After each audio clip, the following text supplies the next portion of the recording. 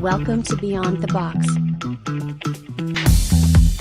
Our guests are insiders that are now out and on our side, dropping nuclear intel and breaking it down just for you.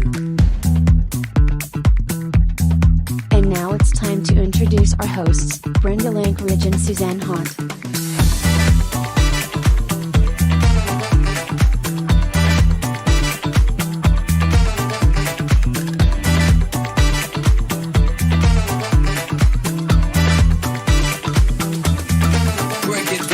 Join us and subscribe for weekly shows. Beyond the Box begins now. Let's jump in.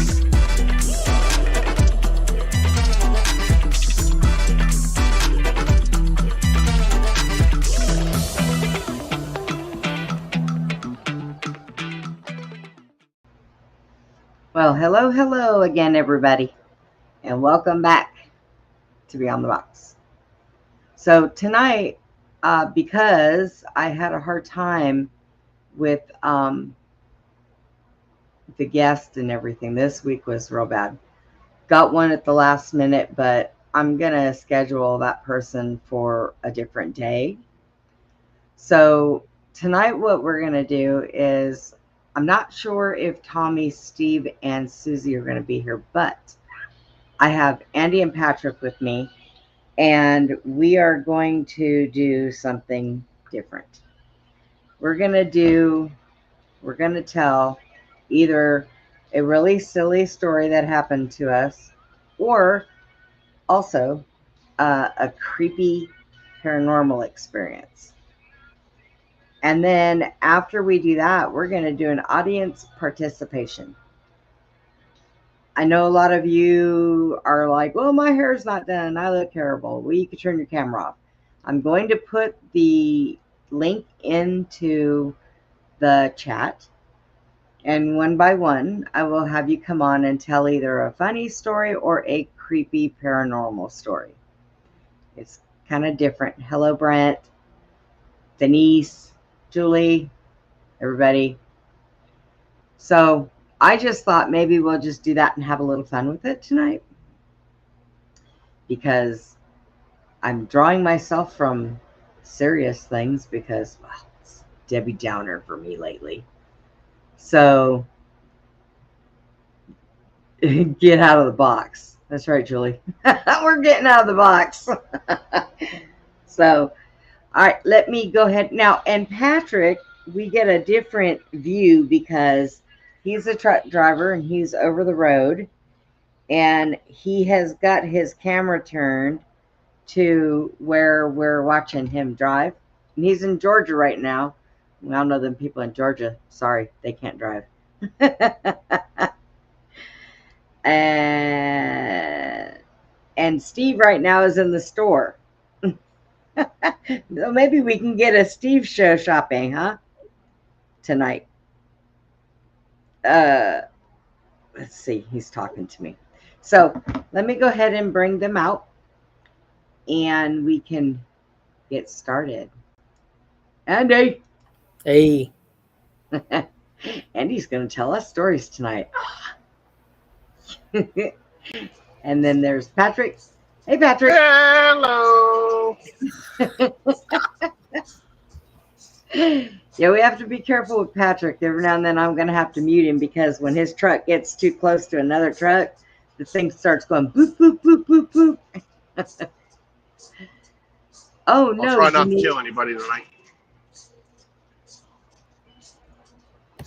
Oh, Denise. You're not supposed to be doing that. That's my job. I'm the one that falls down all the time. You're supposed to yell, I'm okay. I hope you get to feeling better, though. That's horrible. Okay. Denise can just, type in a little bit, or just lay down and relax, and we'll just keep her amused. I think that sounds like fun. But, so, Patrick, you are in Georgia, right? Yep.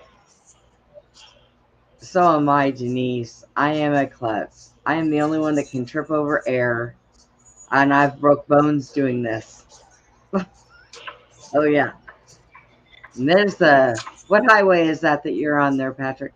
I am on I-475, All right. heading northbound. So far, so good. No problems in Georgia. Nope, But just a lot of slow I'll tell you what. If anything does happen on the roads over there, we're the first ones to see it. That's right. Woohoo! We'll be heading through Atlanta for about an hour or so. Uh-oh. Atlanta, here we come. That's right. Watch out, Glenn. He's coming for you. Yeah. I mean, when I mean Atlanta, we'll be going around Atlanta. We'll be going around the Beltway for Atlanta. Yeah. Hey, I messaged Glenn and asked him if he had a show tonight. And of course, I didn't get an answer, so he's probably either sitting around drinking or something. Maybe having dinner. But before we get started, there is something that I must do always. And that is start us off with our prayer of protection, especially if we're going to be talking about anything paranormal. Because I don't want things coming to my house tonight. I've been very peaceful for the last few nights. I haven't had anybody come in here. That's been pretty cool. Yes. So, here we go. Father, I ask for you to protect all these people that are still affected by these hurricanes. And please bring them some comfort in everything that they're going through. Please keep the people strong that are out there helping them. Protect everybody on this show and protect everybody that watches that is in our chat. And we ask this in Jesus' name. All right.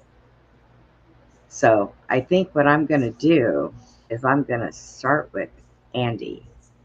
Andy, tell us either a funny story that happened to you or something weird. And don't say meeting me, Andy. Darn, he took the words right out of my mouth. Yeah, that's I got a funny one I'm going to tell about Andy. Patrick, No, Patrick me. Go ahead with the story, Andy. let's go ahead and go to Patrick. I want to hear what he has to say. Oh, no. Okay. All right, we'll go Patrick first. Go, Patrick, go. It was the first time I met Andy in person. Oh, yeah, that was not good. Oh, that was good. On my end, that was good. Well, everybody knows that Yeah. Andy's in a wheelchair. Not what so come he out of sits your real end. low. Hey, I'm trying to tell my story. Jeez. So Andy sits real low in his wheelchair. Well, it happened to be a windy day that day. We were at a fire. Andy was taking pictures, and I was there watching him taking pictures. And I had to fart. Oh, no. Apparently, I was upwind of Andy, and I let it rip, and it flowed down to Andy, and I think he just about passed out in his chair. Andy, did you turn His green? His face turned green, and that's how I knew Andy was going to be my best friend. Well, I took off wheeling down the street. There was smoke coming from his tires, Smoke coming and from that's his not an tires. electric wheelchair either. No, mine is. Thank God the fire hose was on the side of the road. Oh, jeez. Poor Andy's like, Andy. what did you eat? Whatever it was, don't ever do it again. Right? Well, I think the real funny part was my dad was even laughing at it. Oh, he didn't even smell it, but he knew what had happened, and his dad was grinning from ear to ear. Couldn't stop. You got his dad involved in that? He just happened to be there. His dad, well, obviously his dad was driving him around, so his dad was out there as well. So, yeah. Poor Andy. And Did you then have- Junior, he was laughing so hard he ended up Yeah. falling in the lady's front yard. Oh, God. So, That's awful. Yeah, that's you're my grounded. funny, quick Patrick. story. You're grounded. Oh, that's how I test my friends. If they can survive that, then they can survive my friendship. There you go. You're in for a whooping now from Brenda. She's gonna punish you. No. So Look, We he's all gotta- excited. we gotta hear one from Andy. No, let's see. What year was Yep. this? I told mine. 96, I believe. We had a blizzard, and I decided to go wheel down my driveway and up the street a little bit because our street's on a hill. Right, Patrick? Yep. Well, I started going wheeling to go back down towards the house, and apparently my wheelchair doesn't go very well on ice. My chair's turned sideways. I put my brakes on and I still slid down the road.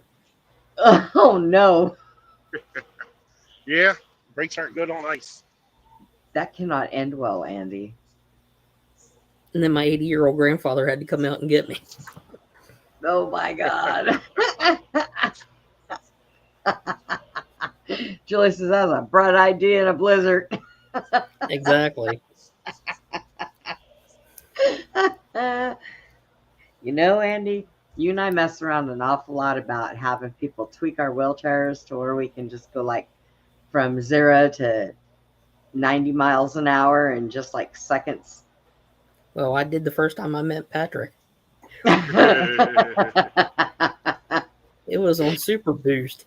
I gotta get away. I have got to get away. Well, Yeah, it was bad. yeah. So what I'm going to do is I am going to tell, like, I know you guys have heard me talk about different experiences, okay? And the one where I was bit in my back between my shoulder blades and scratched. So I'm going to tell you how that came about. So I had gone with some friends of mine to New Orleans. There was 4 of us. And the one thing we wanted to do was go to the graveyard. And, you know, we were just dying to go. No pun intended. So we get there and it starts getting a little dark. And they don't really run you out of the graveyards in New Orleans. So we decided that we were going to be smart and go and check out this big, like, mausoleum type thing. And so we went over there and there was nothing going on. And everybody was like, we got to stir up something. And I said, oh, I'm not sure that's a good idea. So they started talking shit and provoking. Well, when we were sitting around and our hair was getting pulled, people's clothes were getting tugged on, I had to sit there and say, no, whatever is here needs to stop and leave us alone. Well, that's when I got bit in the back. And it threw me forward and I started bleeding immediately. So after that, I said, okay, that's it. You guys, we've got to go. We have to leave from here now. You guys have pissed something off and I'm not going to be able to control it. So just as we went to walk, I told everybody to stop. Do not step foot out of this graveyard yet. So I had to sit there and tell whatever was there, you cannot follow us. You cannot leave this place. You must stay here. And then I got scratched. And I was like, yep, time to go. We're out of here. Weirdest experience, swear it was like, it didn't stop me from going to graveyards, believe it or not.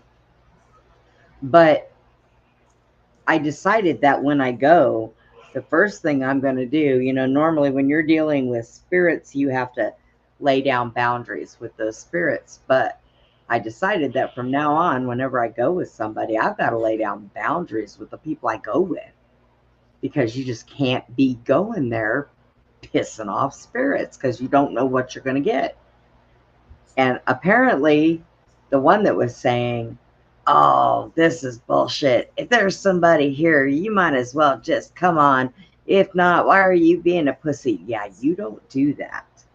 So I don't think that person had any experience with paranormal or spirit or anything else, because people with common sense know you can't do that. And they did it anyways. So that's my story on how I got bit. So now, Brent, I think I want to start with you. Oh, Brent, are you still there?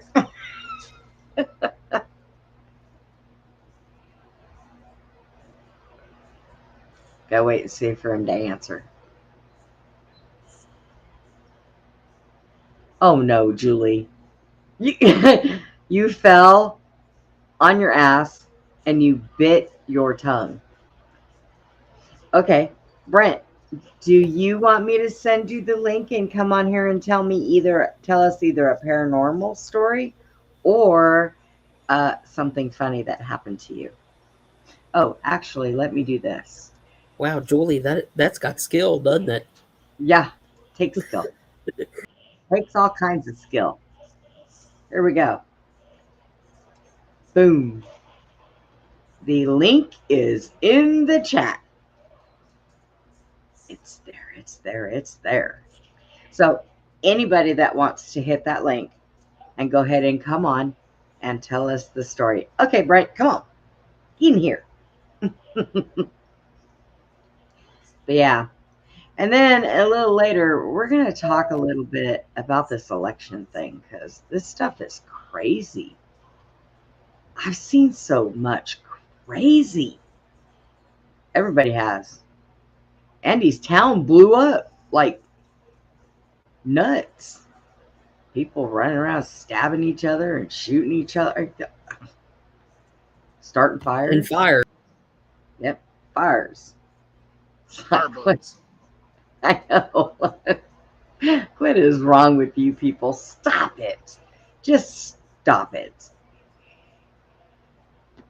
I think that the world will end before anything of whatever they're reading or they're hearing happens.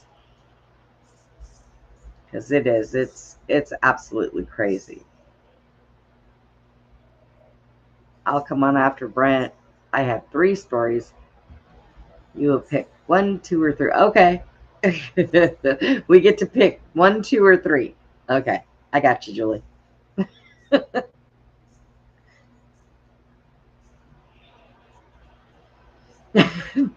Denise says, "I love you, Julie." It's my crew, my family. Where is Steve? He's supposed to be going shopping with us. Do you have Andy or Tommy there? Oh, he wanted to know if I had anybody here.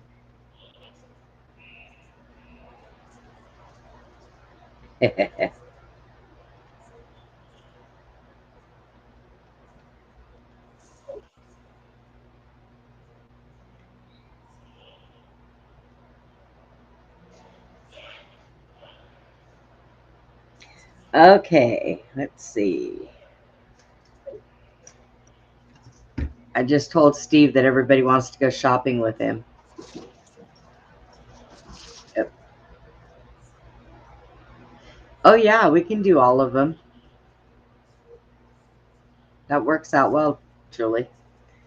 I know it sounds funny, Patrick, when I talk to the people in the chat. It's like I'm over here talking to myself. But it's okay. Yeah, because I can't read chat. So Yeah. people could be cussing me out and I wouldn't know. Yeah. We like to communicate with these people. Oh, yeah. I understand. Because I'm doing this on my phone, so everything is real tiny.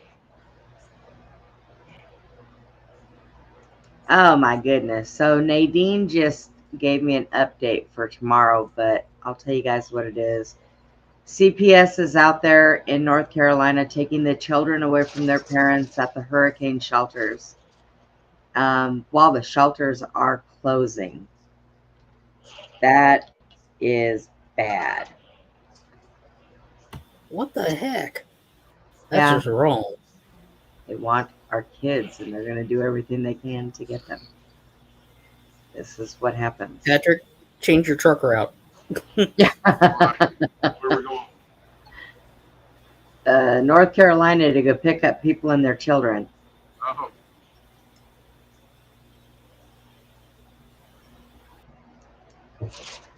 Oh my goodness.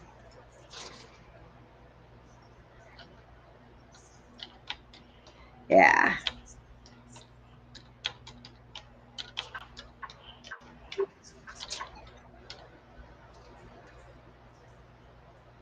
My friend Jeff, that's why what's going on in the area. We're hoping. That's so sad.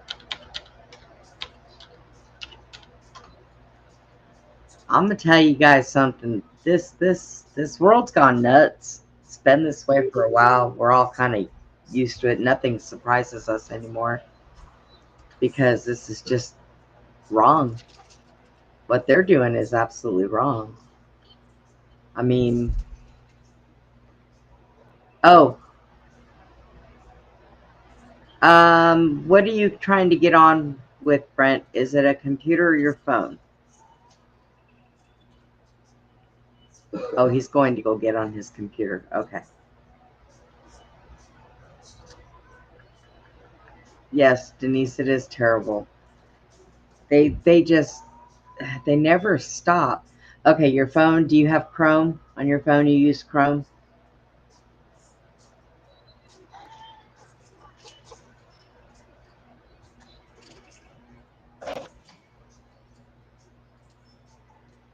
If you have Chrome on your phone, you have to take the link and copy it and post it in your search engine on Chrome to be able to come on. Is that right, Patrick?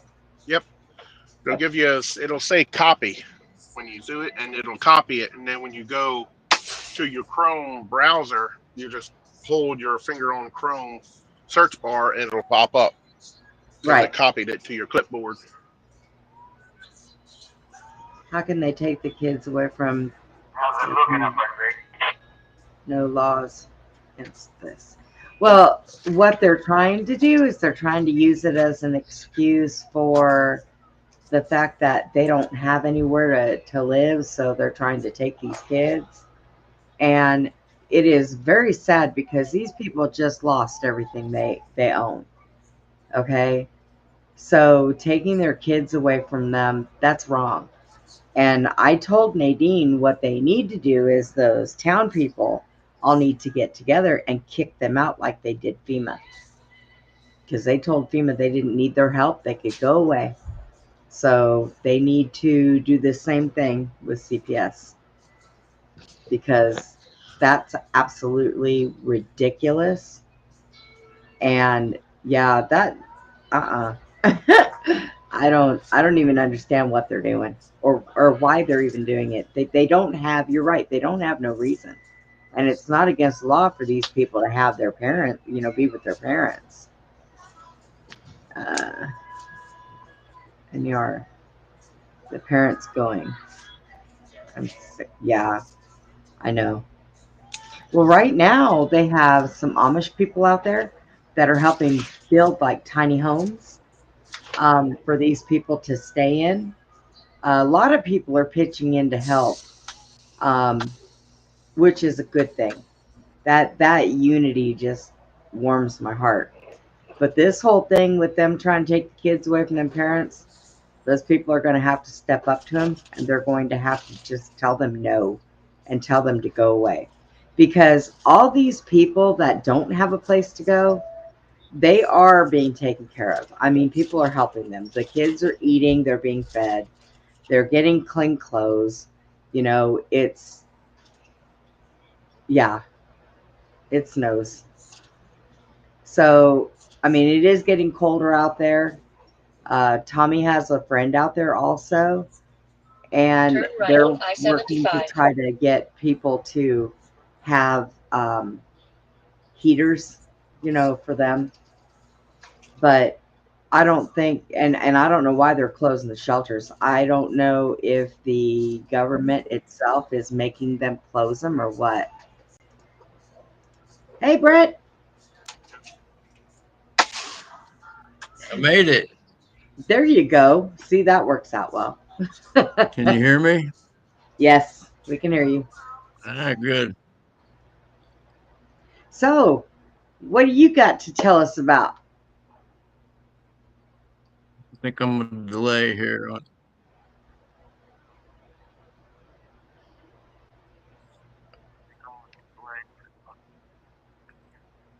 Can you hear me okay? Yes, we can hear you. Okay. I can tell you is a story what my mom told me is how'd I get this from keep repeating what I'm saying, Let me see. Hang on one second. Is it still doing it now? Hang on one. Try it. Try it now, Brent. Try again. Is it still doing it? I don't think so. Okay. I'll give it a shot. Yeah, when my mom was a teenager, she told me a story that there was a large craft that came down in their backfield. They live in a farm, about a 40-acre farm, and there's a tree line in the back behind, there was like a creek and a tree line.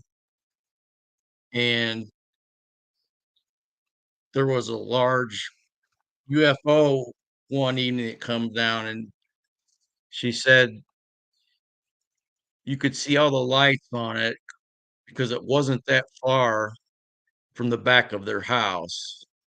So she described it as a cigar shaped craft. And she told me that her and her mom, I think my mom would have probably been around 15 or 16, that it hovered for quite a while. And they watched it. And my grandma told my mom, she says, go in and call the sheriff.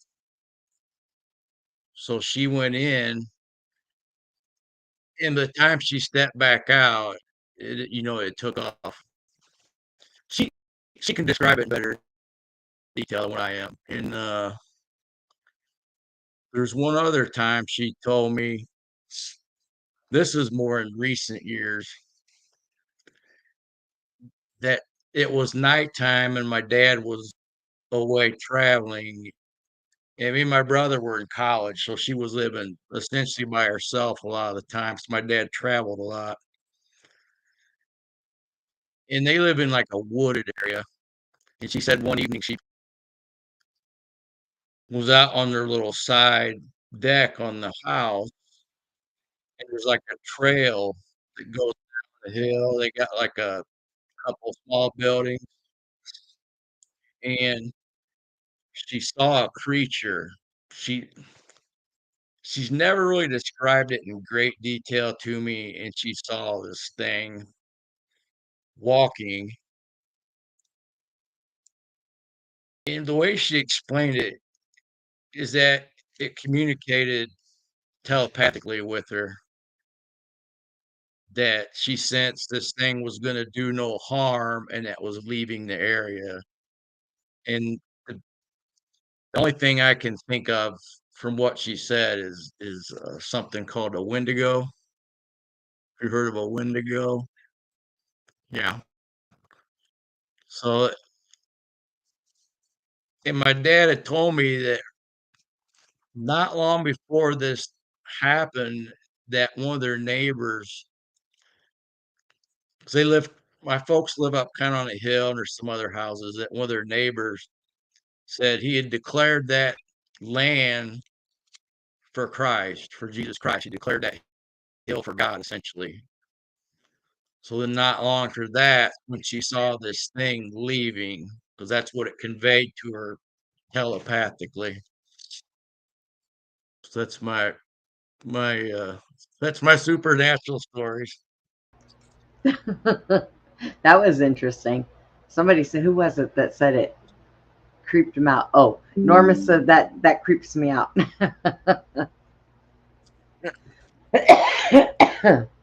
But Damn, okay. I'm looking at my chat here. Yeah.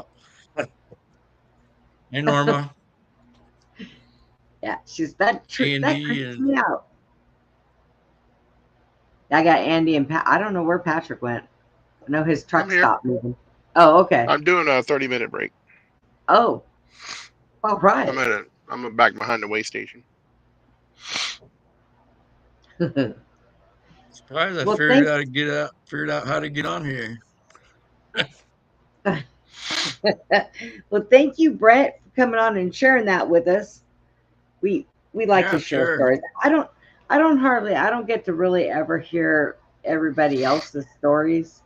So I thought it'd be kind of neat to hear people's stories tonight and see, what they're all about.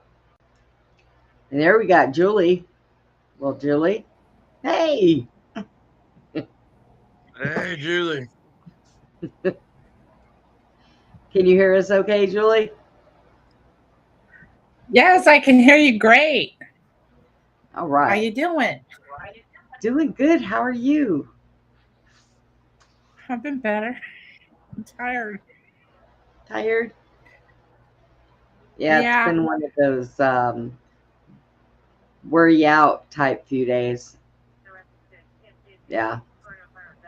I've not had, I've had good days because I've been, doing the whole positive outlook thing for a little while now. But man, it just seems draining the last couple of days. And I don't know why. Yeah. So Julie, I know you have interesting stuff. I know it. You and I kind of share the same bubble of, oh, people, please. I don't know. Or just like, did that really just happen? Yeah.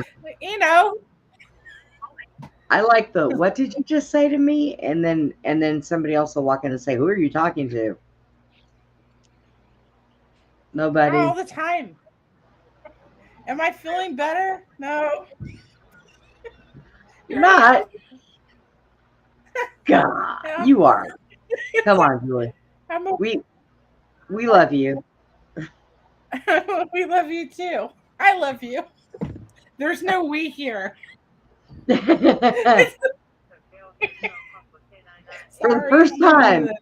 the first time in a week, there's no we here. There's no we here. Yeah, I've had some pretty peaceful days without, people coming in and wanting to know where to go, what to do, who am I, what am I doing, am I dead, am I alive, what happened? And I sit there and say, well, I'm not God, so I can't tell you a whole lot. But if you're in my house in the middle of the night, then odds are that yes, you've passed away and you need to move on. Because you're very body challenged at the point now. Yeah. You're just consciousness, sorry.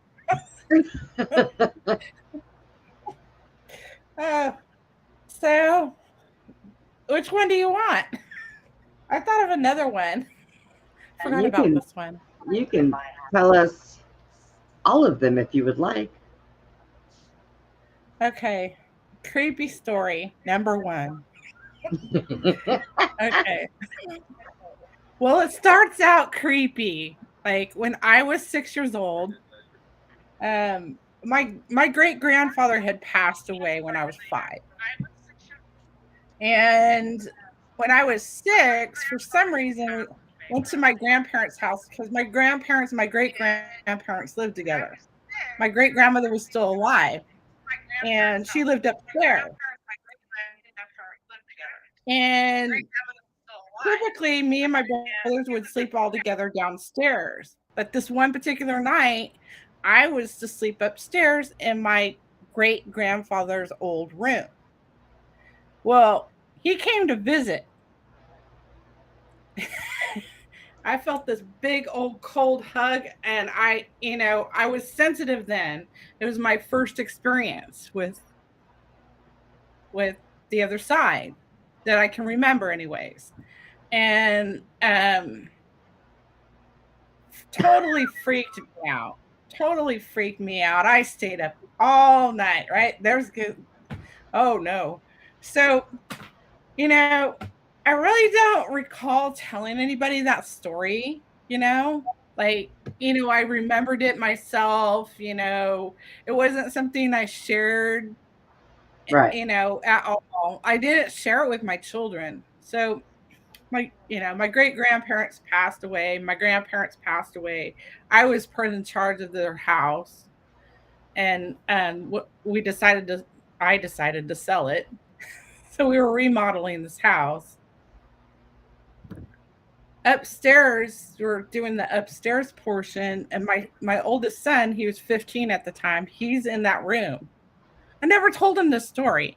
He's in that room. He comes out. He's like looking like he's freaked out, and he's like, "Mom, there's something creepy in this room. I don't want to work in there." And I'm like, "Okay," because I knew what was going on. You're related to him. It's all right. I go ahead, just do me one favor. I'm not going to make you like go back in there and work, okay?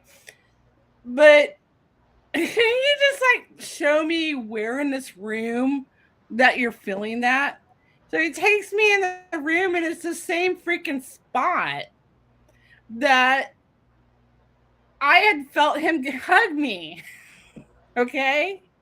So that was when, he was 15, so I was like 40.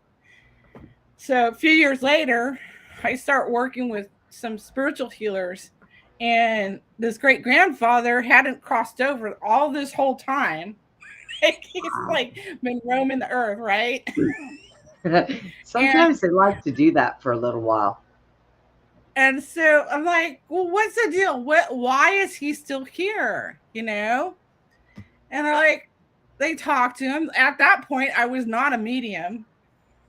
They talked to him, and he's telling them that he had another daughter before he had my grandmother, and nobody knew about her because it was taboo, because it was, different race, it was a different time, and it would have been totally taboo, and inside the wall, because they built this house, inside that wall, he had put like pictures or like a birth certificate inside the wall in the same spot that I had my experience and my son had his experience. Wow. So don't know if they ever got it out of the wall, because my family ended up buying the house from the estate. So anyways. They should have got it out of the wall. Please take that out of the wall. Get the thing out of the wall. It's like our great who it's like, the person's dead and gone now. It doesn't matter. Like my great grandfather wanted me to do the genealogy. Well, I've done the genealogy. She's been gone a long time. My grandmother passed away in 2011, so it's been a while. Yeah, and she was older than her. So, anyways, that's story number 1. How do you like them apples? That's pretty wild. I didn't make all those connections till now. That's a lot. Okay. Are you guys sleeping tonight? You know, No? the unexpected and the paranormal does not bother me because I've done it it's been in my life for so long. I mean, I was Yeah. 5 for crying out loud. And when you grow up with it, it's like nothing surprises me ever, ever. There are some things like the night that I seen Susie's Angel. That went straight through me. I mean, it made me cry. It's like my heart grew 10 times the amount it should have, and it was just wild. But I don't get spooked, or I sleep just well. Right? Especially when you have like conversations with people on the other side. I told my grandfather to get out of that room and leave my son alone. Stop haunting him. Anyway, you're always talking to anyways. Next story. This one is not a spooky story. It's kind of a weird story, or one of those cool stories. I don't know. So, a few years ago, after I left my husband, I wanted to work on my bucket list. So one of the things I wanted to do was learn how to play the drums. So, and then because I went to do that, I'm like a week into my drumming lessons, and my instructor goes, "Hey, you want to join a band?" I'm like, "Yeah." I thought he was joking. He's like, "Okay, well, I'm gonna hook you up with so and so and so." I'm like, "Okay, so like in 8 weeks you're gonna go play live." I'm like, "What?" Okay. I have to go with it, right? Right. Go with the flow. Yeah. So I ended up, joining this band, and we practiced like once a week, and then we did performances. So we did 2 performances. We did one at a big theater, and then we did one where we did our practice, right? So we had a concert, it was like an all age sort of thing. And it was really cool experience. So after the second one, my kids came and saw me during that one, and we went out for pizza. And, it's downtown here where I live, and the place was packed when we got there. And by the time we got done eating, the place had cleared out, totally cleared out. Then walks this blonde chick and like this group of people. And like the whole place is like deserted. And they come and sit next to us. And my son's girlfriend's like, hey, that's Teresa Caputo. I'm like, what? I'm like, that's some blonde from the high school. She's got some attitude. She's like, no, she's got a concert here. I'm like, shut up. So we're like flipping through our phones. It's like, oh shoot, that's her. She's sat right next to us. Oh Jesus. Yeah, so that's my scary Teresa Caputo story. So we didn't talk to her. We're like, let's just let them be, because they're always getting hounded, right? She had three shows set up, 3 sold out shows. Okay, so I'll give you my last one's about. I had this. When I was about 20, 21 years old, I was living in South Lake Tahoe. Found this roommate. We moved in together in this apartment. And like, she was gone all the time. But when she'd come home, it felt like somebody was there besides her. Yeah, she was there, but it felt like somebody else was with us all the time, like watching us. And I'm just like, is that all the time? I finally asked her, like, do you feel like somebody's watching us? Oh, she's like, oh, that's just my ghost. I'm like, what? What? Her ghost follows her. And it's her ghost, right? She's like, well, when I was like 10 years old, I went missing and they couldn't find me for like 3 days. And then they found me and I was all by myself. I was like, that's really weird, man. And ever since then, she had this ghost with her. That's what made it even weirder. Okay. So then I moved back to this area and then I go back and I move in with her. And we have like 5 other girl roommates in this house. And this house is like, it was an old brothel, red light district, South Lake Tahoe. Oh. So it's like, you know, bunch of girls living in this house. Anyways, cattiness.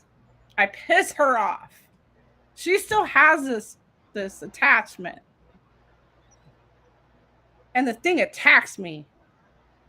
I'm sleeping in my room, and this thing jumps on my back and starts beating me. And I'm like, what the? It's because I pissed her off. He's protecting her. Yeah. I'm just like, this is so weird. I didn't go to sleep. I got up. I was so freaked out. Like, time to move. Oh my! I was like, yeah, I kind of pissed her off. I pissed her ghost off. Like, that's you. That's when you really piss somebody off. I was when you pissed her. So she was okay having that attachment? She was, and then like later on as adults, like, you know, a couple decades later, I found her, reconnected, and she had gotten rid of it. But in the meantime, one of the first questions was like, hey, did you see so and so on the commercial for what is that called? Girls Gone Wild? So one of our roommates was a girl gone wild. And the only reason we knew is because we saw her in the commercial. We were both like, wasn't that her? I didn't have anybody else to ask. And I lost contact with all these people. They came through here one time, and I was up at one of the clubs, and I had a couple of friends of mine with me, and they had this really cool hat, which I still have. And I said, oh my gosh, I want one of those hats. And they said, well, you got to take a tour on the bus to get it. I looked at my friends and I said, hey, why don't you guys go on the bus and take a tour and bring me back a hat? So they did. And I still have that hat today. It's pink and it's shaped real weird. It's a different type of hat, but it's pretty cool. And yeah, so they went in there and got them. Those people are crazy. The ones that do the filming for Girls Gone Wild and all that, they are nuts. I thought that people from that show Jackass were crazy. Yeah, go hang out with the people that do the Girls Gone Wild bus. Forget it. They're nuts. Yeah, you know, we had been sitting out like in an outdoor like restaurant, and we're talking about this. We're sitting with other people around a campfire sort of thing, and we were talking about this, and another person was next to us, and they're like, well, I was a girl gone wild. I'm just like, oh man. And she was proud of it. I was like, okay. I'm just like, I don't get it. Okay. Well, that's because it's for the young party girls, you know. They that's when they get older, they actually eventually grow out of it. No, this was a woman that was older. Oh geez. Oh. Yeah. And I'm just like, she wore it like a badge of honor. And I'm just like, oh, okay. But anyways.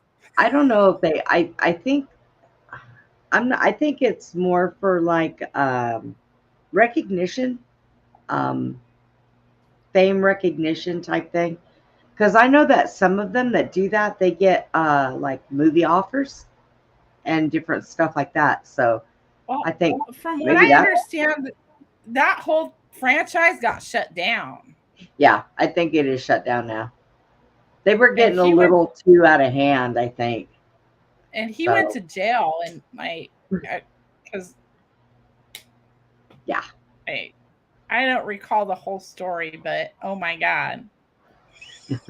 So we always used to joke about the house that we lived in with all these girls. It was like a wayward sort of situation with all these girls living there. I got more stories about that, but this is off camera stuff. So this is like the triple X version, like late night. I've had some pretty wild roommates before when I was younger, but I am so glad that phase of my life is over. For real. Because I sit there and I think about all the stupid stuff I did when I was younger. And it's like, wow, I can't even believe I'm still alive. Right? I did some dumb shit. I mean, really dumb. Really dumb. And just, yeah. I had an old friend of mine messaged me the other day, and we started talking about a few things we used to do back in the day. And I said, how did we live through that? And she says, I don't know. I said, well, somebody turned around and said that we did something right or we had to do something right because, yeah, that was some crazy stuff. The whole not having a cell phone like we do today, it's like, how did we do that? I don't remember how we did stuff back then. Like we had I had a pager, and if my mother paged me, I better get to the nearest payphone and call her back. Because if I did not, I would be grounded by the time I came home. So yeah. I think you're a little bit younger than me. Denise says she was a nut. She doesn't know how she's still alive. She was such a nut when she was younger. I was too. But you know what, though? When we were younger, we played outside. We did things that the kids nowadays could never even think about. Middle of the summertime in shorts going down one of those metal slides. Ooh, when it's hot. Burning the crap out of our legs. I don't know. I don't remember what they're called, but those big metal spinny things, having somebody on the outside running around in a circle and throws you off and you get down and the merry-go-round. Yes, that thing. And you hurt yourself. On the outside, running around in a circle and throws you off. And Brett, you are. Yeah, I fell off one of those slides one time. Yeah. Yeah. I mean, we used to go cliff diving. Yeah. We used to all the way at the top. Yeah. There you go. So, but these kids today, they don't want to leave their video games. They don't want to go outside. Yes, that's right, Denise. We rode bikes. We learned how to ride bikes, play on skateboards, roller skate, without helmets, knee pads, elbow pads, none of that. If we fell down and we broke something, oh well. Extreme sports, man. No helmets. No freaking helmets. Like, and take on different, crazy things to do. Like, we lived in, Chula Vista, which is, San Diego. And they had a lot of ice plant down there. And it was hilly. And so, bored kids are going to, do stupid stuff. So we would ride down the ice plant. We don't have snow, but we got ice plant. Denise said that they had no helmets and no knee pads, and they were going down slopes on garbage can covers. I remember doing that. But, well, you got to be somewhere where it snows to have any fun doing that. But still, yeah, they just don't. These kids do not know how to have fun. I mean, we Right? could probably get out there and start doing some of this stuff that we used to do when we were younger with them. We'd have to do it a lot slower, but they would still, I don't think they could keep up with us, tell you the truth. No. I don't think that there is, I don't think they got a snowball chance. It's like, you know, I was 50 and I was sitting there partying with a bunch of 21-year-olds, and I would have to pour them in a cab for them to go home at midnight. And then I was still there at 3 o'clock in the morning. And at 6 o'clock in the morning, I was at work for a 12-hour shift. And then I would go home and take a little nap, get up, get showered, and start all over again. My weekends were just full. If I wasn't working, I was running around doing something. I was a very big social butterfly. And now today, I don't really even like people. Right? Amen. You kind of change. They say that if you're really fun when you're young, you're crabby when you're older. Now, I'm not crabby. I still am one that likes to do fun things and, you know, stuff like that. But I am a little more picky at what I do. Like, I tease Andy all the time and tell him we're going to tie ropes to a horse and turn him into a chariot, you know. I think it sounds fun. They say similar stuff to like that to me at the fire hall.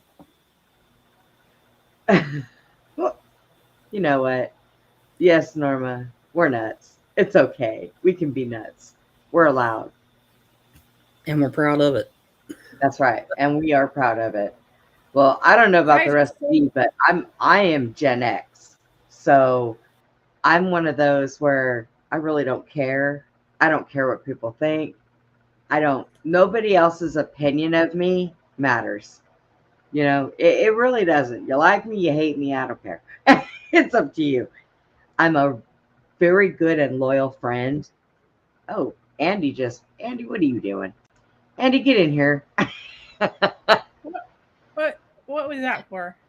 Oh, every now and then he probably playing on Facebook and he puts the wrong button in. He blames it on me. You're muted, Andy, or I can't hear you. Yes, I can't hear you.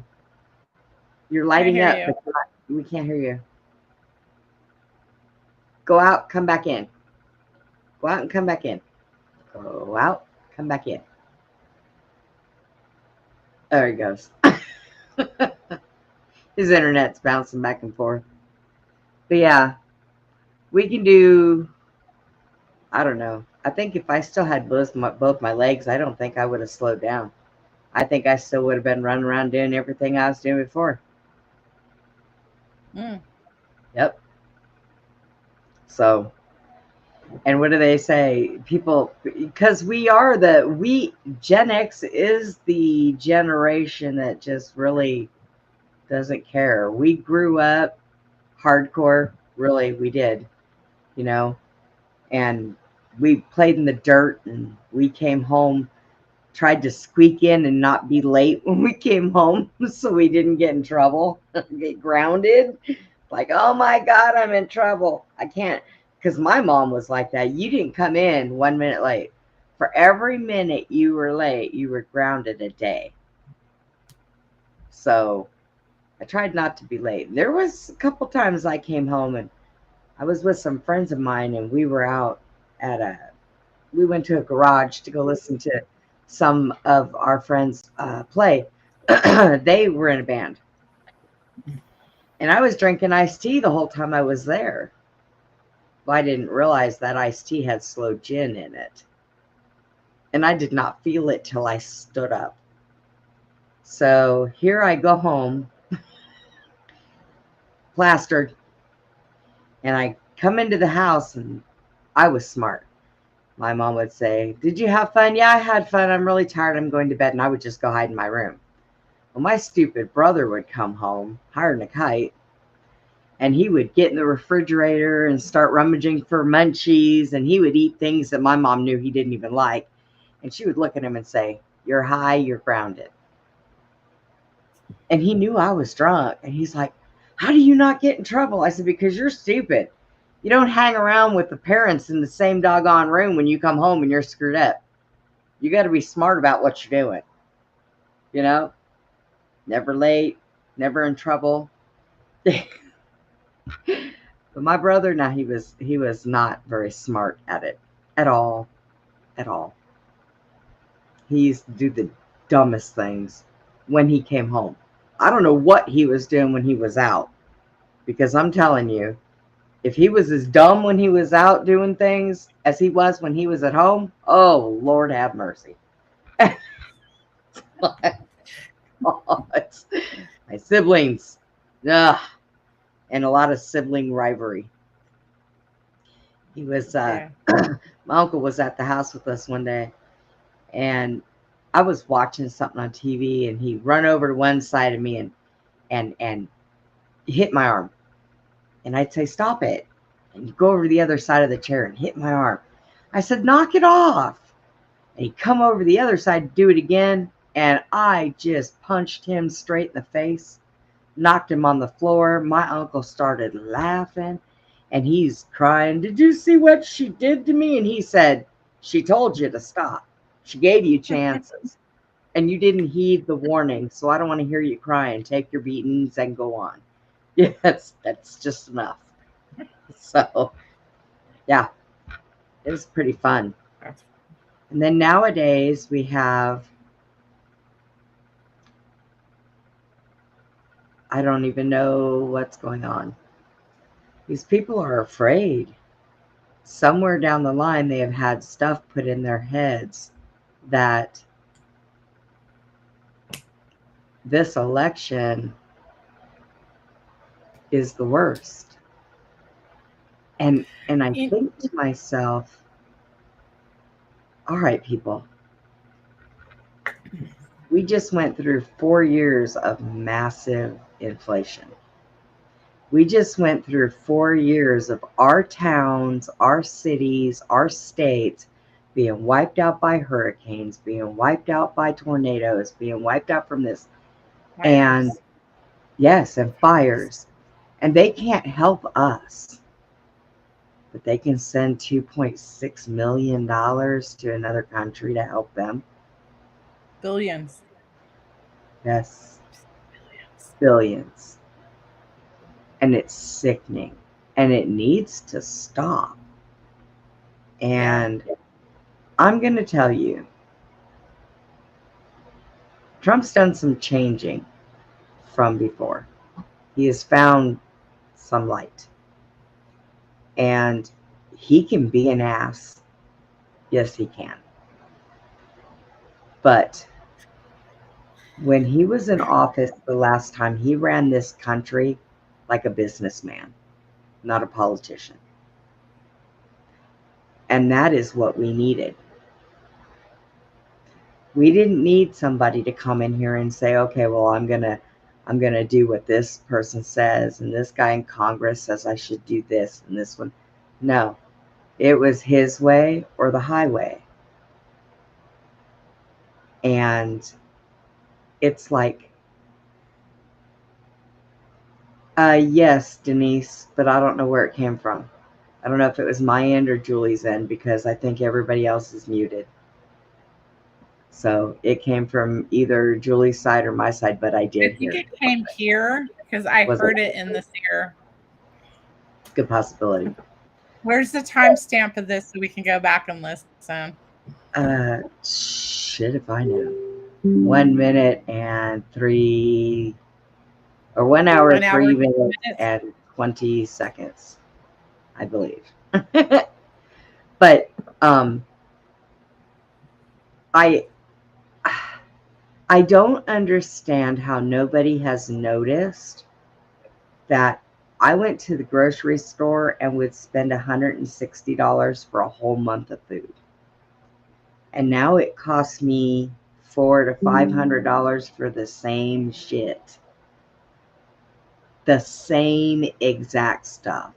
My grocery bill's doubled. Now, I live in Texas. Our gas is not as high as it is in a lot of other places. So when I find out what other people's gas prices are, I'm like, oh my God. How do you afford to even drive your car? I would be having a horse and buggy, and just hay is cheaper than gasoline. So I don't know how nobody sees this stuff. Because they're focused on other issues. And the only issue there, you know what I've found? I have watched show after show after show after show. And the only issue that I have seen is, well, he was mean and he called somebody fat. Yeah, I know who he called fat, and he wasn't kidding. Okay? It was true. And she was being an ass. So it was true. Or, well, they said he raped this person. Well, let me tell you a little something about that. You should have did your homework. Because she doesn't remember where it happened, what day it happened. Now, I'm going to tell you, I was 5 when that happened to me. And I can tell you exactly where it was. I can tell you exactly what day it was, and I was 5. How does this woman not remember dates, times, exact locations? How does this happen? So here's the setup propaganda. Credit. What?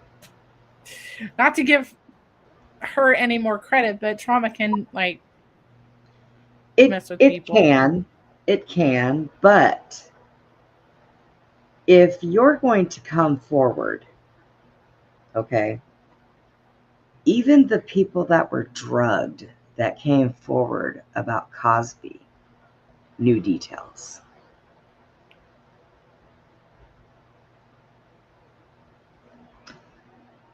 And there are other aspects of it. So to me, it's like, well, it's like the whole, everything is propaganda. But it doesn't even really matter, Brenda, because, and I'm not a real political person. I haven't been for the last few years. I've really gotten away from politics. But obviously, you're seeing my colors shine right now and what they are. But that's not even an issue. I mean, we're all human, okay? We all really need the same thing, desire some of the same things. Yes. But those aren't even issues. And the bigger picture of things, it's piss in the bucket, really. I'm sorry. The way I put it was the lesser. The way I put it was the lesser of both evils. Okay, but I've known for a long time, our government, they don't like us. They hate us. Right. They hate this country. Decades ago, they tried to turn this country into a third world country because it was the strongest country. So they don't like us. They never have. At least. And earlier you stated, and I totally agree with you, that our dollars, the tax dollars, the taxpayer dollars, need to be taken care of first. Yep. And they need to take care of them first. That's right. And our programs, how they are not functioning properly because we still have social issues out there that haven't been addressed properly. And if we address those properly, we change our perceptions in this world, especially in how this is supposed to really operate or could potentially operate better. You know what I mean? Yes. So, because I'm going through some crap. Yeah, me too. But, in either case, all we can do is And that's the problem. People are separated, and that needs to stop. That needs to stop. You know what? I heard people say they went down their Facebook and took off everybody that voted for Trump. I still have people on I don't fight with people on Facebook over that. That's childish. Number one, very childish. I mean, if they are harassing you and they're on your page just giving you a shitload of crap, yeah, maybe. But I don't do that on mine. You know, not everybody on my Facebook votes for the party. Some people on my Facebook don't vote at all. You know, so I'm an adult. People on my Facebook, we're adults. You know, everybody needs to start acting like it, because there is so much wrong right now, and people are crying and screaming and getting angry at their family members. I woke up with a message from my cousin, okay, who I haven't talked to in a while. And in this message, she told me that she's done with me. I'm disgraceful and disgusting. And I mean, just laid. And now this is coming from somebody who believes in love and kindness.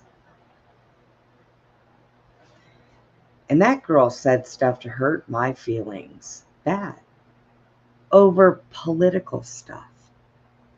That doesn't really matter, because I'll tell you what, nobody's elected. They're all selected, and not by us. So to do this, and it didn't hurt my feelings. I kind of laughed at it, actually, because that's what I thought of. Oh, here is a woman who says that, oh, this man is a dictator and he's mean and he's awful and he's hateful and he's... What was that message? Was that not hateful? So all I did was write back and say, you know, I don't know where this is coming from, and I'm sorry that you feel that way, but you have a nice day. And that's all I could do. Don't drag me through the mud because you're upset over something like this.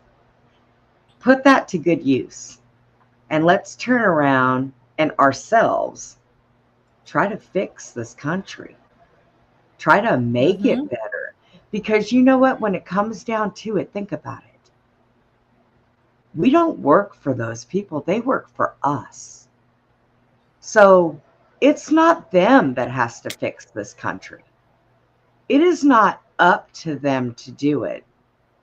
It's up to us. And unity and caring and compassion is what people need.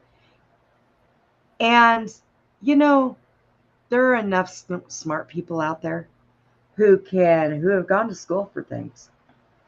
We don't have to rely on the government to keep an eye on our tax money. We don't have to rely on the government to make a law. That all should be something that's voted on, that we should all be doing together, not just a small select of people.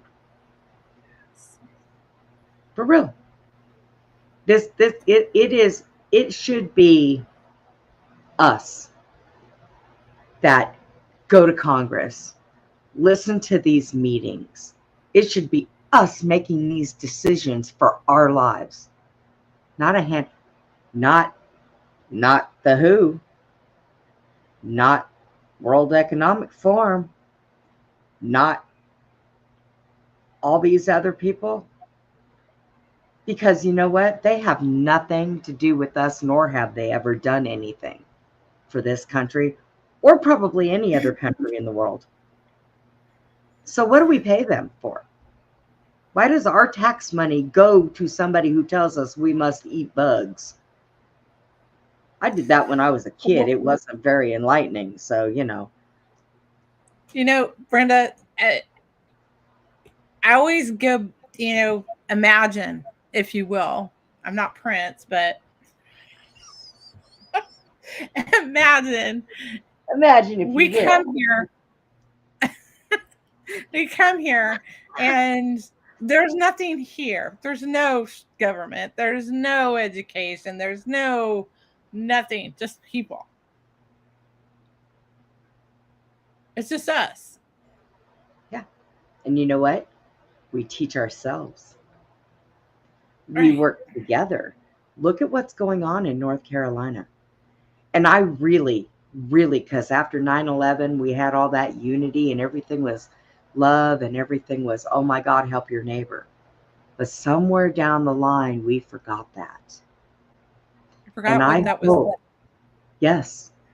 And I hope, Compassionate conservatism. Is that what that was called at that time? yes. Yeah.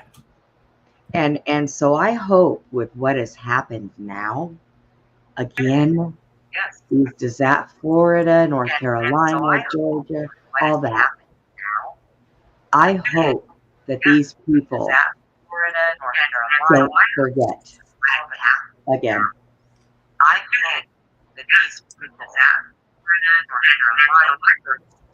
Yeah.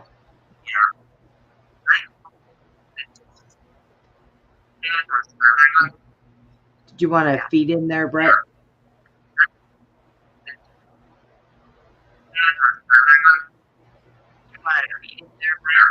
How's that Do you have the computer and the phone on? Foxhole Foundation doing? Yeah, she'll be on tomorrow night. But if you have both the computer and the phone on, turn your Hang on a volume. second. Turn the volume down on the phone.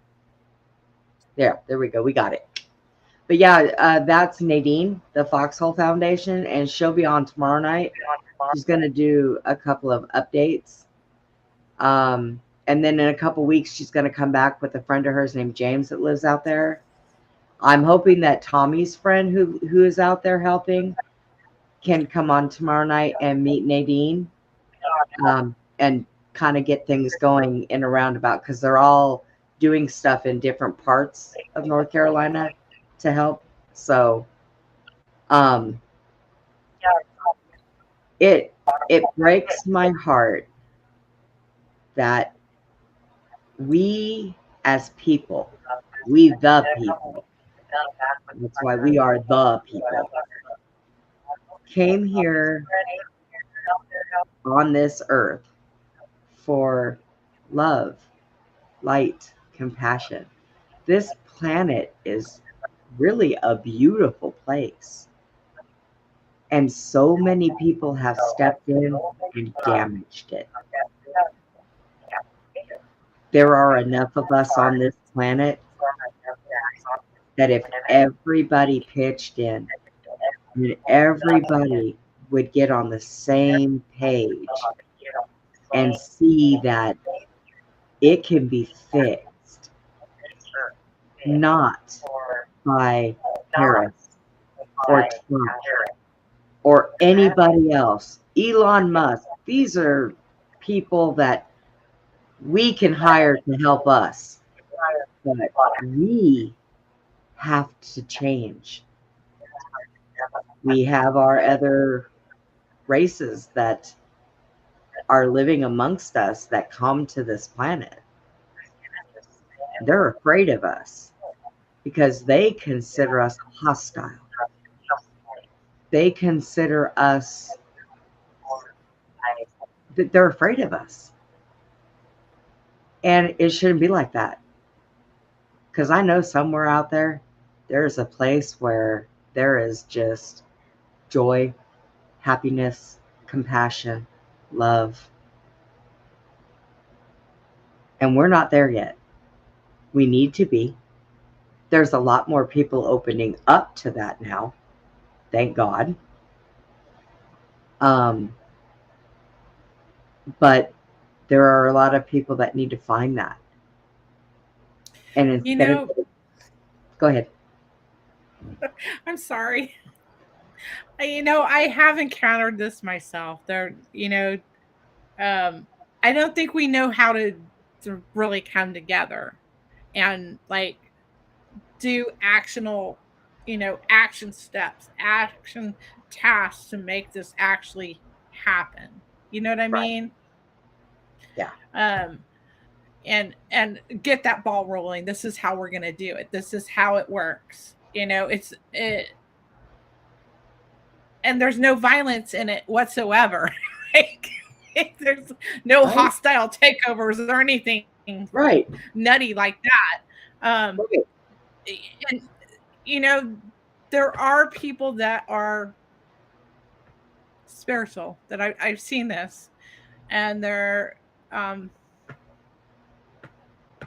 don't know. It's just we get caught up in the political. Yeah. And what this is human. Yes. It's really a human thing. It's not a political thing. It's a human thing. So that's right. That's my 2 cents. And we have to. Now, here's the first step of learning how to come together. First of all, stop calling people conspiracy theorists. Stop that. Because if people were to just sit back for a minute and think, when we say something that sounds bizarre, sit back and think, how is that possible? And look it up. Research it. There cannot be 85% of this frickin' planet that believes in the good and the rest of them can't figure it out. I mean, I'm sure that eventually, maybe in their own time, maybe they're just not meant to figure it out yet. That might be it. But they need to hurry up, because if not, we're going to leave them behind. They're going to be like in their own little stranded island, being upset, crying, arguing, yelling, and screaming at each other because, well, oh, why are we here alone? Well, because the rest of us don't want to put up with your ass. That's why. Because the rest of us are going to care about each other. And you take your little negative self and you run along. And still, division. They need to get on it. Everybody needs to stop this fighting and arguing and this whole racist crap. I have been with Hispanics. I've been with Black people. I have had best friends that were Asian. And you know what? Just because we do not all look the same does not mean we are not the same. Some people act bad because that's the rap they're given. Some people act bad because when they're given that rap, their parents don't teach them any different. It's choice. So, yes, everybody has a right to make a choice, but I'm just saying, this planet, this country itself is not going to fix itself. And one man with 6 people on his side is not going to come in here and fix this. It is up to us. We are the ones that have to step up, put our big kid pants on, and start doing what is right. And we need to take control back of our country. We have our God-given rights, and we have our freedoms. Well, maybe not, because it's kind of bad. Jason, that's Patrick driving. He's in his big truck going through Georgia. We're waiting for him to hit Atlanta. Hey, so I got a question. What? So Like, there's been this whole denial of like craft that exists. And then last year we had disclosure. Okay. Now, my concern, okay, what happened to all those people that were told they were crazy? We're Okay, right what here. happened? Hey, well, yeah, but for over 70 years, people have been like, and we have, all kinds of different things set up in our society that tells us whether we're crazy or not if we believe in something. So, Yeah. what happened to all those people? Or what do we Well, do now? What's the program now? Because yeah. I mean, there is nothing wrong with wanting to live in peace and harmony. Okay. And there are there are a great deal of us that see things, that go places, that have those abilities. Okay. We know that there's other things. We've seen other things. Hell, I go traveling all over the frickin' place when I go to sleep. One night, Jack come in here, I wasn't breathing. He thought I was dead. I wasn't here. So we know that there can be peace. But it's not going to happen if people don't start using their own minds and thinking for themselves. Stop watching the damn news. Stop listening to our politicians. Pick yourself up off the ground. Dust your damn self off. Stand up. And put this country back where it belongs. Because this is just not right. There's this whole thing with the media too, because at one time I wanted to become a journalist. Glad I dodged that bullet, but I dabbled in it, and there was this thing called who, what, where, why, when, and how. Now everything's speculated, and we're watching it 24/7 and speculating and speculate. There's a big difference between speculation, which people are taking as the truth because that's what they're hearing, versus what the true facts are. And see, the one main thing that is our downfall is fear. And they put fear in these people. And these speculations that people believe. Yes. Yes. Yeah. Well, Harp? and what was it? I think it was 2007 where Obama signed that executive order that it was okay for the news to create propaganda. And it's like one night I'm watching some guy, he's out in the storm and the wind's blowing him all over the place. And he's got his umbrellas folding. But right behind him, these two kids walk through the water like clothes on, nothing moving. So you want to tell me that this guy's getting blown over not even 3 feet from where these kids were walking behind him? That's when you look at that and say, oh, these little bastards. Norma, I don't know. I know that is due, but I think the first thing that's going to come out is that Epstein's list.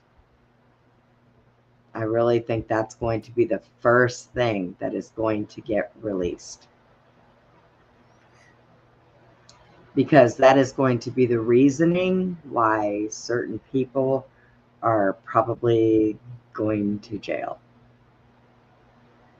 Well, then that's just that's a long string. That's just a can of worms being opened, because that extends to programs, government programs, royalty. It goes into the whole conspiracy theory stuff, Yeah. And you know, the right? thing of it is our country, this stuff, it is going to take a lot longer than 4 years to clean up this mess that we are in. I will tell you that right now. It is going to take more than 4 years.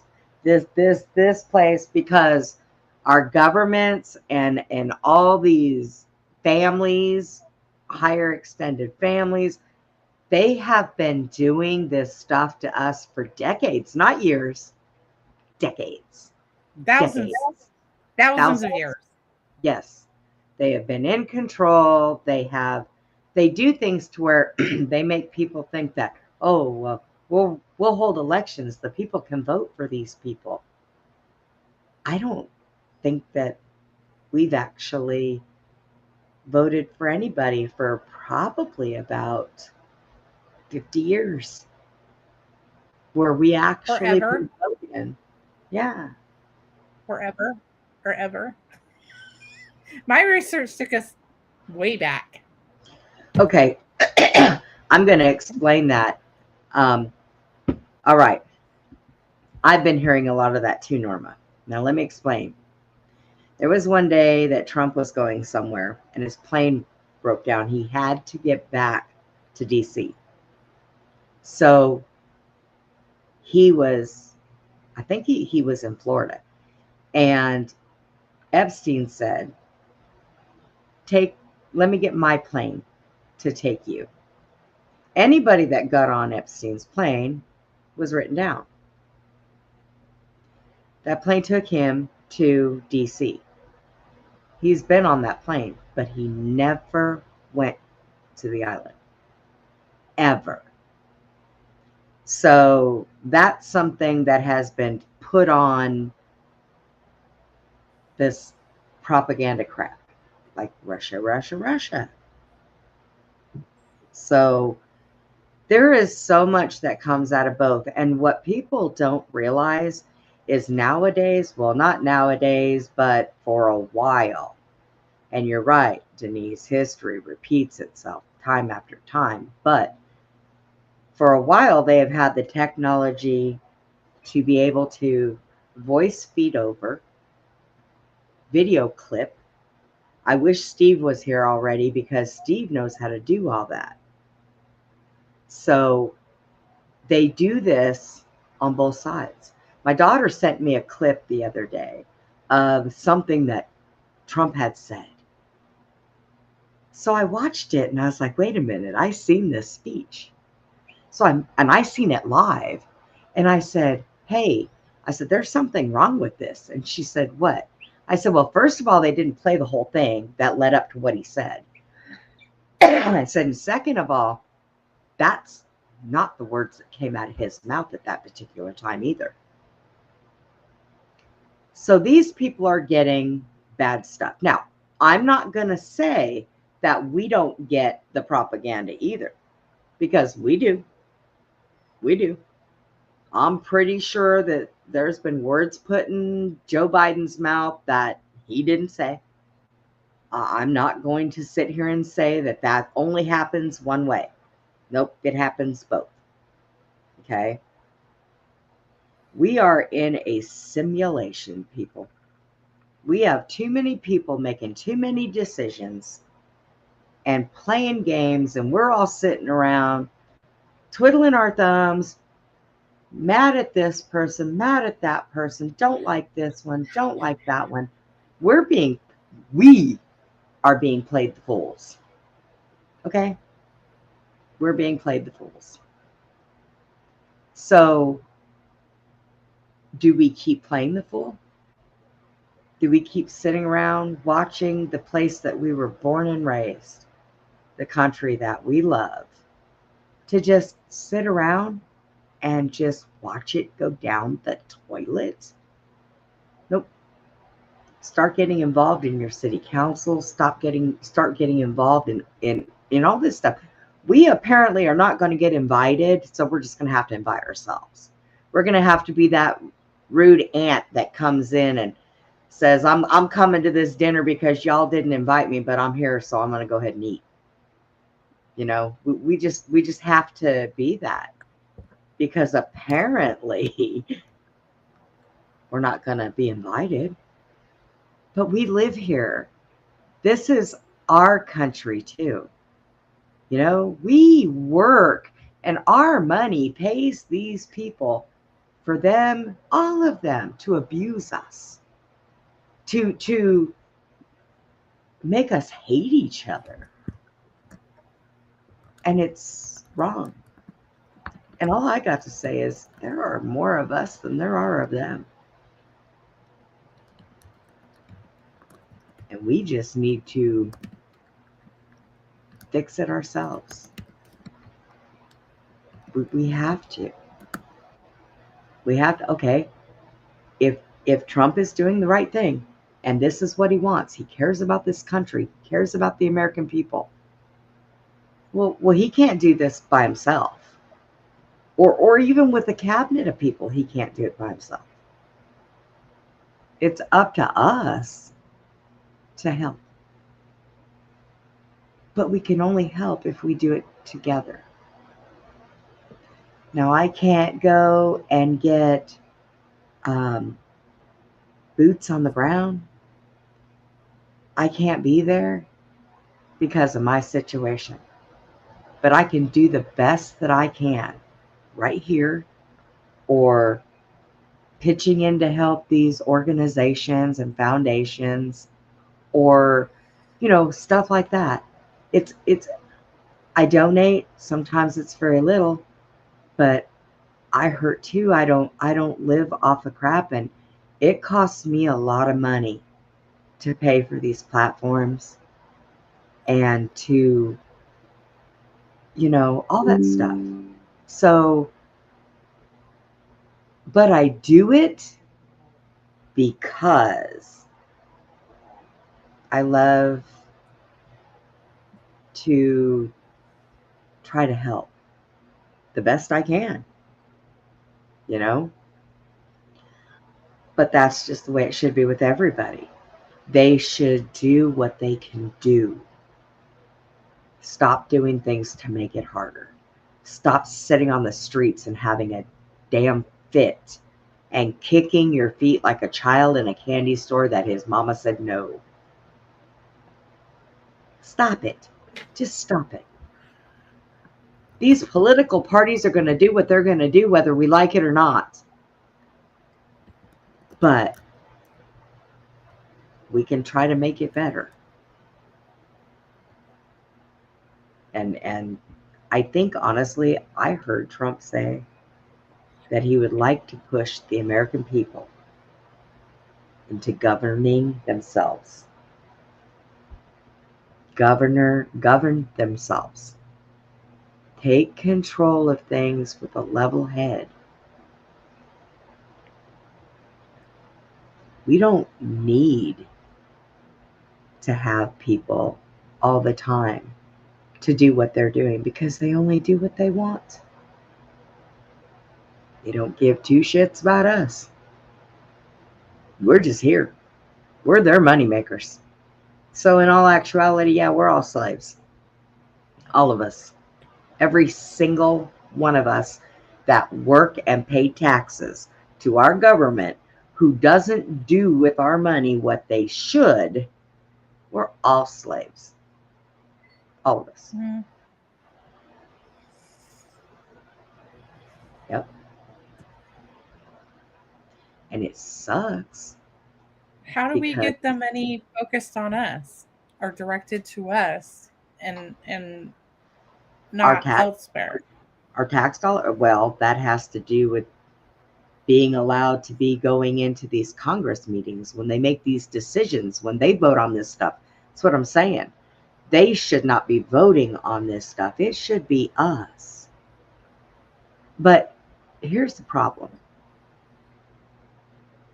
I have found in research that most of the wars that are started, you know, I used to think Germany and Russia and China were the problems.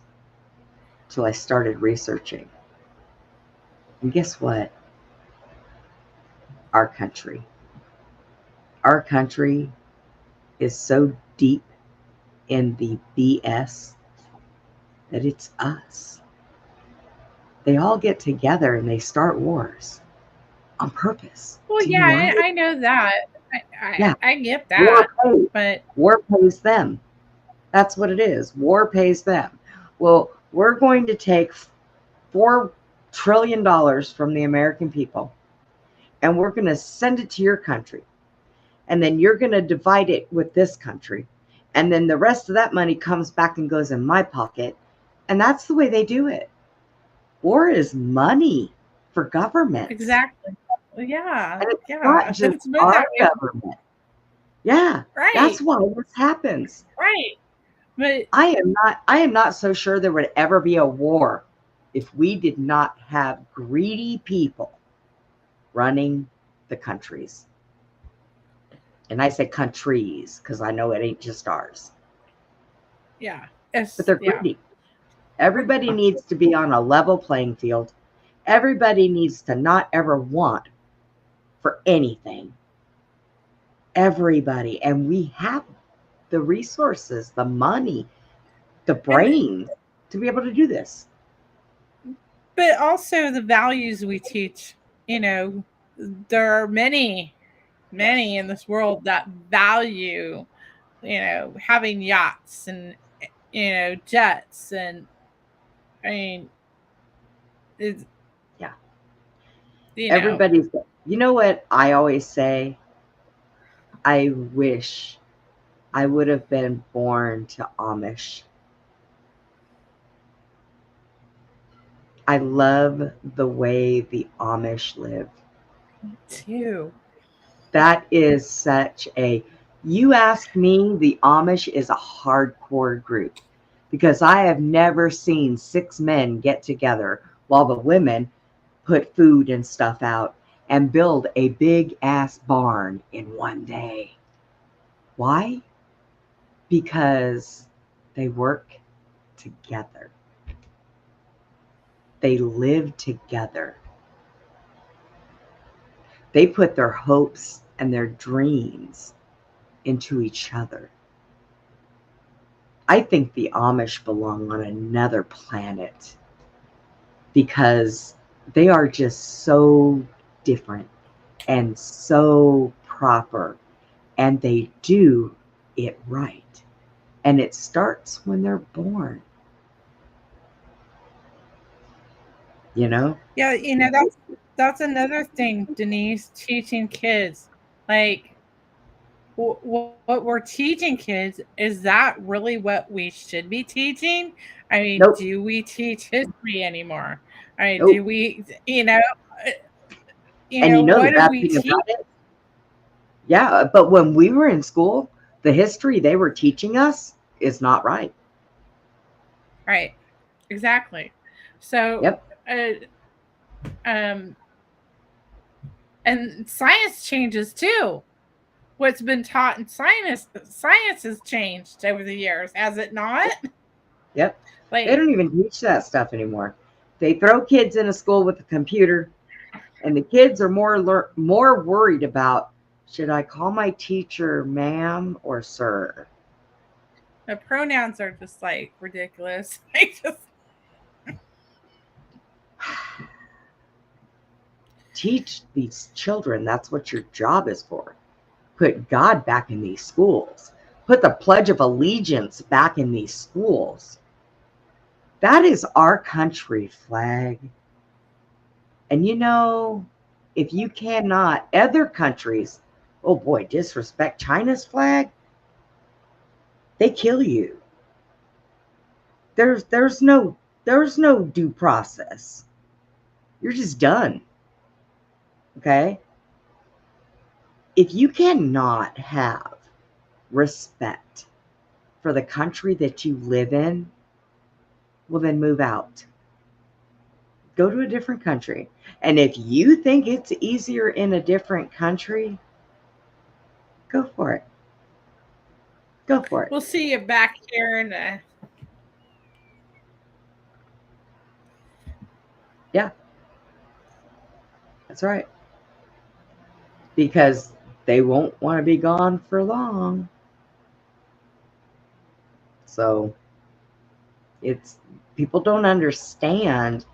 You know, I dated a man one time when I lived in California, and he was Arab. And in their culture, they send people to America to sow their wild oats. Okay. So I'm sitting around his house with his cousin one night, and we were just talking, and he was getting ready to go home to go visit his family. And out of nowhere, I don't know why it popped in my head, I said, Mahar, are you set up for an arranged marriage? And he said, yeah. And I said, okay. I said, what if you wanted to stay here with me instead? And he said, oh, I would love to do that. But my family will disown me if they don't come over here and kill me, yada, yada, yada. That is the way they live in their country. That's the way they are brought up. And that does not change. And if you go to another country and act a fool like you do when you come here, oh, they don't put up with that shit. They don't put up with it. You go to their country, right. Germany. You go to Germany, if you don't get a book and try to figure out what they're saying, they don't change their language to communicate with you. You have to speak their language. And it's like that in a lot of countries. We are a free country. We don't mind having other people from other countries here. But you got to do it legally. That I do agree with. Because there are a lot of people. Huh? I heard the Germans hate us. Not all of them. I think that they don't like a lot of the things that are allowed here in this country. And then when they go there, they think that it's carried over. So, but that's a lot of countries. A lot of different countries are like that with us because we are such a free society that, anything goes. So, but we've let it get out of control. All of us. Our governments did it and we sat back. I remember hearing something that happened one day on the news when I was a kid. And I heard my grandmother say, oh, that's stupid government. But that's it. Nothing was done. When you let them get away with a little toenail smudge of something, they take the whole frickin' banana. And that's what's happened. They got away with something small and it worked. Then they got a hold of something a little bit bigger and it worked.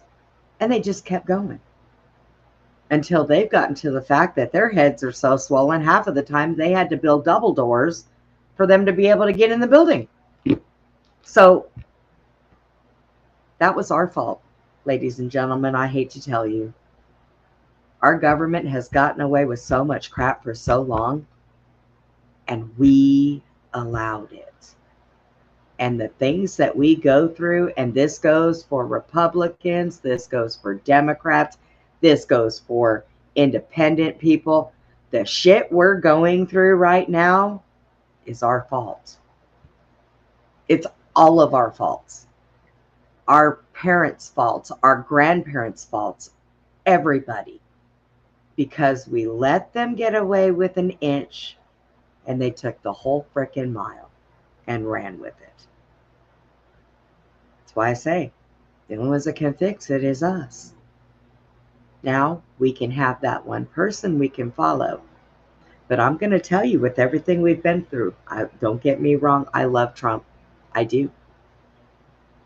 His son is awesome. That's my buddy.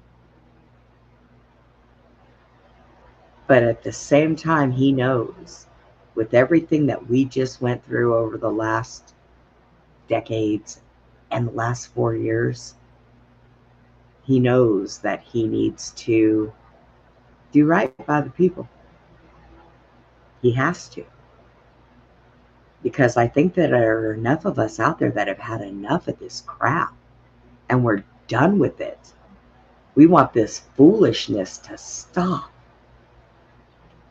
We need him as much as he needs us. Because I'm going to tell you something. He is the strongest and craziest person that is willing to take on the shit that has been going on. Call him as crazy as the rest of us. Something has to happen. He's not sitting around eating ice cream. He's not saying he's not saying he's going to the border and not leaving the damn El Paso airport, 170 miles from the border, because that's what happened when she came here. She never left the airport. So something's got to give. And I hate to say it, it's going to have to be us. And I don't mean in anger. And I don't mean up in arms. And I don't mean hate. The fighting is stupid and ridiculous. What? We can make requests, right? We can. We can go to city councils. We can go to the governors of our states. We can do that. We can make enough noise to where we can. With our representatives, right? Yes. With our representatives. Like and they here, do have to get back to us. Yes. And like here we have Ken Paxton. And I love Ken Paxton, man. He just gets stuff done. They threw him in a pile of crap. And then he went and proved that they lied about him. And it all came out. And they put him right back where he was. He's a go-getter. He does what he needs to do. We can do that with people. We have people in all of our cities, and our towns even have individual mayors. You know, we can go to them. But it's got to be consistent. It can't be, oh, well, I tried. No. Make a little noise. It's okay to make a little noise. You know, we're the little people. And yes, Denise, I do. I like Tucker. He's crazy. He's crazy like the rest of us. It's okay. You know what? I have come to learn that crazy is probably about as normal as you're going to get. I definitely have I've learned that. And you know what I'm going to do right now? Hang on. I'm going to unmute Patrick. Oh, Patrick, are you still awake? Still here. You want to throw anything in there on us? No, I'm just a listening. How are we doing? I'm doing fine. Okay. How many more miles do you have to go? 200. Oh, that's not bad. You started out with 400 or something, right? Yep.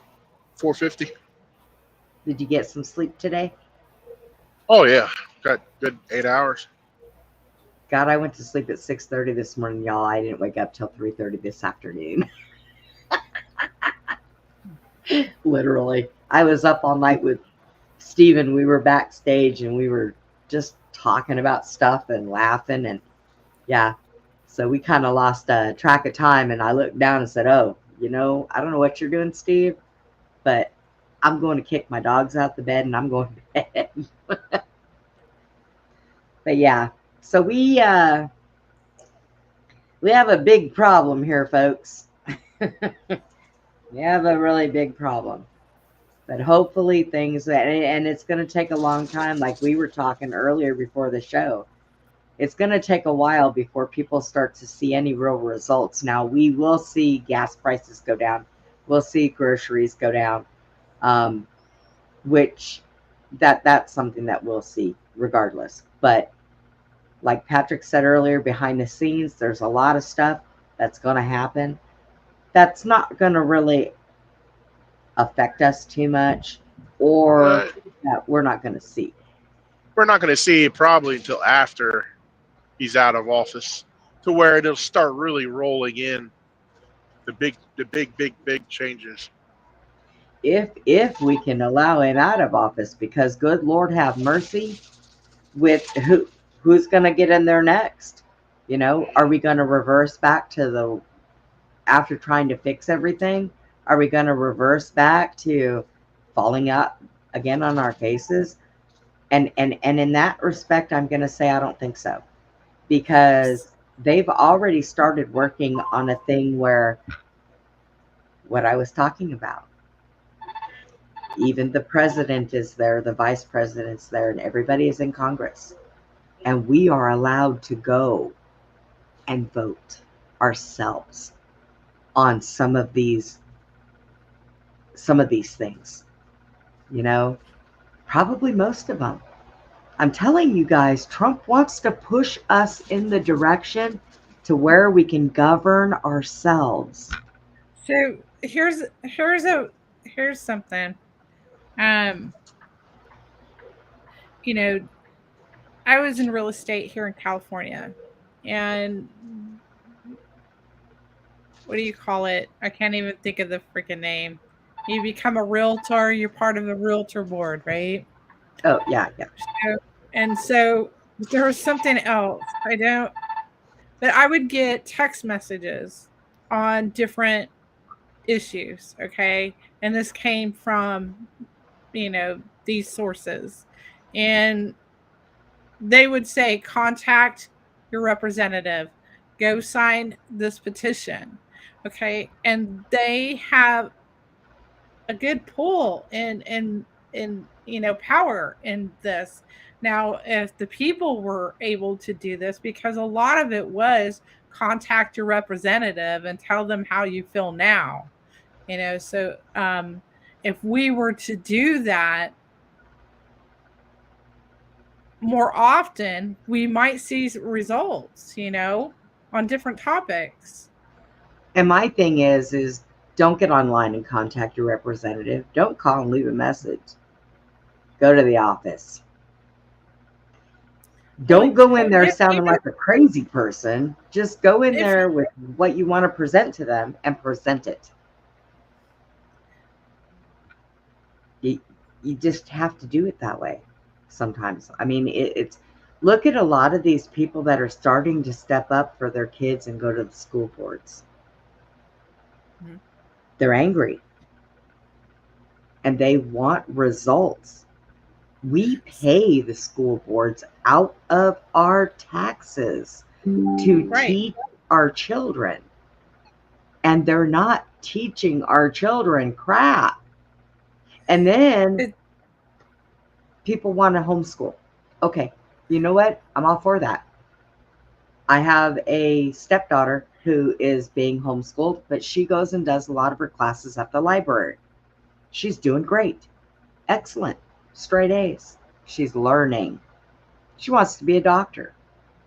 And then and she's in high school, and she wants to be a doctor, and she wants to donate some of her time to go to places like third world countries, Africa, to help these people. This is what she wants to do. Good. She has limited time on her computer. She has limited time on her phone. And when she's doing her studies, she's not allowed to have those. And she's learning. Right. So, we have national standards that are having to be met at the state standards, and then it's all watered down, right? We all have to, be taught these national standards. And you need those to go to college to become that doctor, right? So it's a systematic thing. So, it's looking at the big picture of things and how it's put together, and really what can we do to change this where it's going to work for everyone, because it's obviously not working for everyone. I do know that the biggest problem is we need to get out of the Rockefeller school systems, because way back then, that's where it got bad, because the Rockefellers decided They wanted things taught the way they want things taught. Julie, we all have parasites, all of us, every one of us. Do you know that our doctors are taught in school that parasites are good for us to have because they eat the bad bacteria in our body? And that's a damn lie. We get it from our food. We get it from things that we drink. And pork's the worst. Pork will fill you full of so many parasites that it ain't even funny because they carry their own. And it doesn't leave their bodies. And a lot of them don't die when you cook them. You know? And they're vaccinating our cattle, our pork, our chickens, with all of this stuff. People say, oh, well, I can become a vegetarian. Honey, it don't stop there. Because they are growing our vegetables and our fruits in labs. That's why you get watermelons that have no seeds. You get seedless grapes. That shit don't grow on a vine. They make it that way. And they're genetically doing that. So everything we eat, that's why people always say, pray over your food. Before you eat, pray over your food. Because it's bad for you any way you go. We can't, the only good thing that we grew up on it, so our bodies have kind of adapted. But they want to make it worse. Population control, which is how they do their resets, people. They get rid of the major population. The rest of the population is old. So they end up in a nursing home. They tell everybody the sweetest little stories, and people think that they're crazy. They're not crazy. I learned that in a nursing home. I started listening more to my elderly patients than I did the teachers. And I learned a hell of a lot more. So my daughter told me that she went to college and she got a degree in liberal arts. And she said, Mom, I'm smarter than you. Well, hold on. Because you could have a bachelor's degree in something and still only be able to get a job at McDonald's. I think that schooling is second on a knowledge list. I think common sense is first. And that is something that a lot of people don't have. Growing up on the streets the way we did as kids, we learned more than these people learned from their video games, than they learned from their school books. I mean, but for somebody to say, oh, I'm smarter than you because I got to do, you know what? Everybody wants their children to be smart and get degrees and go to college and grow up and do things, you know? Everybody wants that for their kids. But if they're not using it properly, or they think just because having it and waving it around is going to do them any good, that doesn't make them any smarter than us. All the kids nowadays think that their parents are dumb. You know, my daughter thinks that I must be walking around dragging my knuckles on the ground and still living in a cave bent over full of hair because I'm a, what do they call those? A Neanderthal. I'm so stupid. And that's the way that, you know, I get treated. Does it hurt my feelings? But yeah. But I think to myself, one day she's going to come to me and she's going to say, Mom, what is this? What's going on here? How did this? And I'm going to have to show her how stupid I really am when I sit her down and explain it to her with common sense. I'm sorry, Brenda, you're going through that. It's okay. You're not alone. I know. But it's okay. Because, Julie, do you know what I figured out? anything and everything in my life that I went through as a person, as a child, growing up as an adult, it has made me the strong person I am today. I handle more shit than most people know.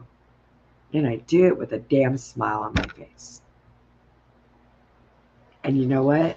I thank Stephen. I thank Stephen so much. Him and I have bonded with this positive relationship. Susie too. You know, they're like my family. And I have learned how to be so joyful because I wake up every day and I'm breathing every day. And I'm smiling.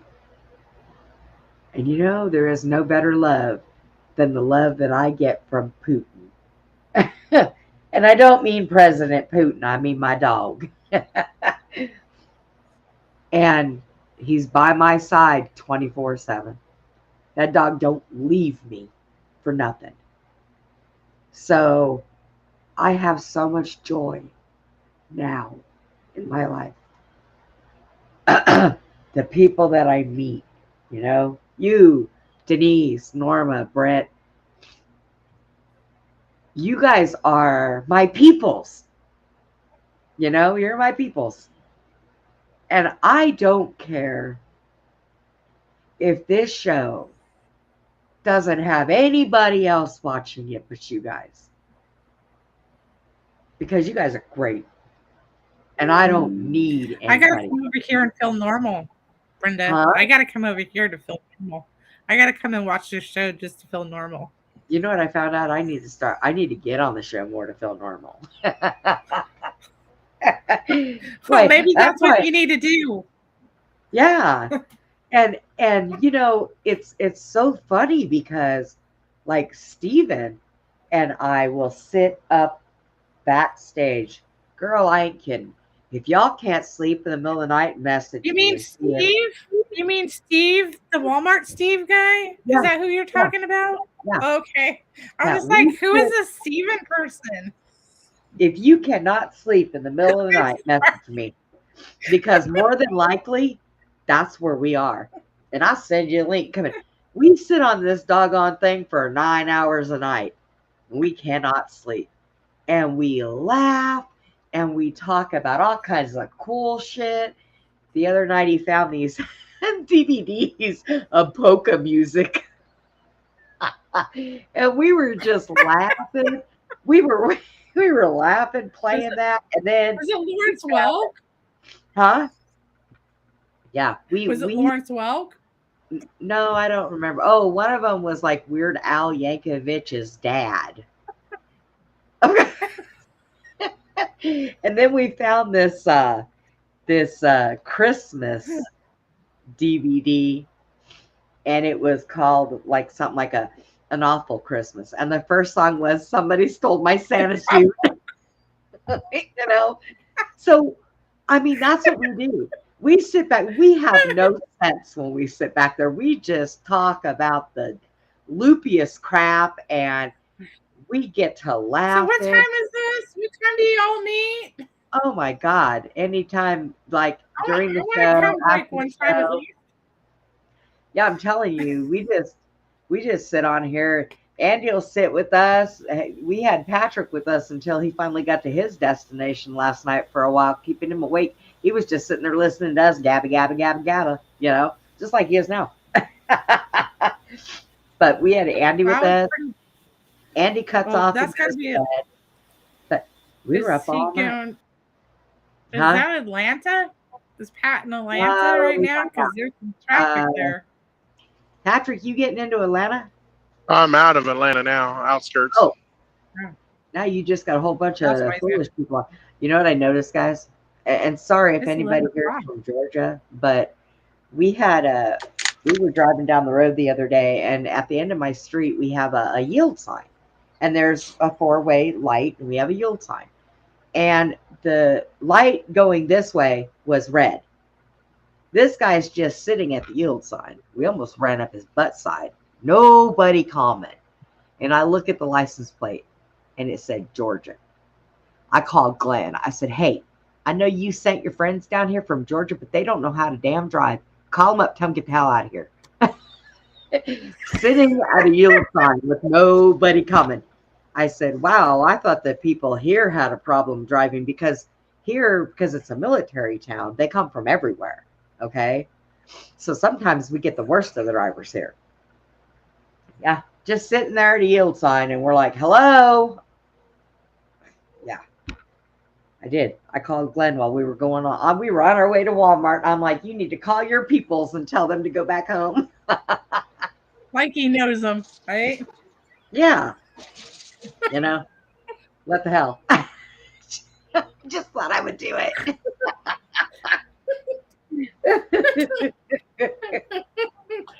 Yeah. So I have found just, you know, I love Susie, you know, Tommy, Steve, Andy, Patrick, y'all, you know, I mean, it's just so,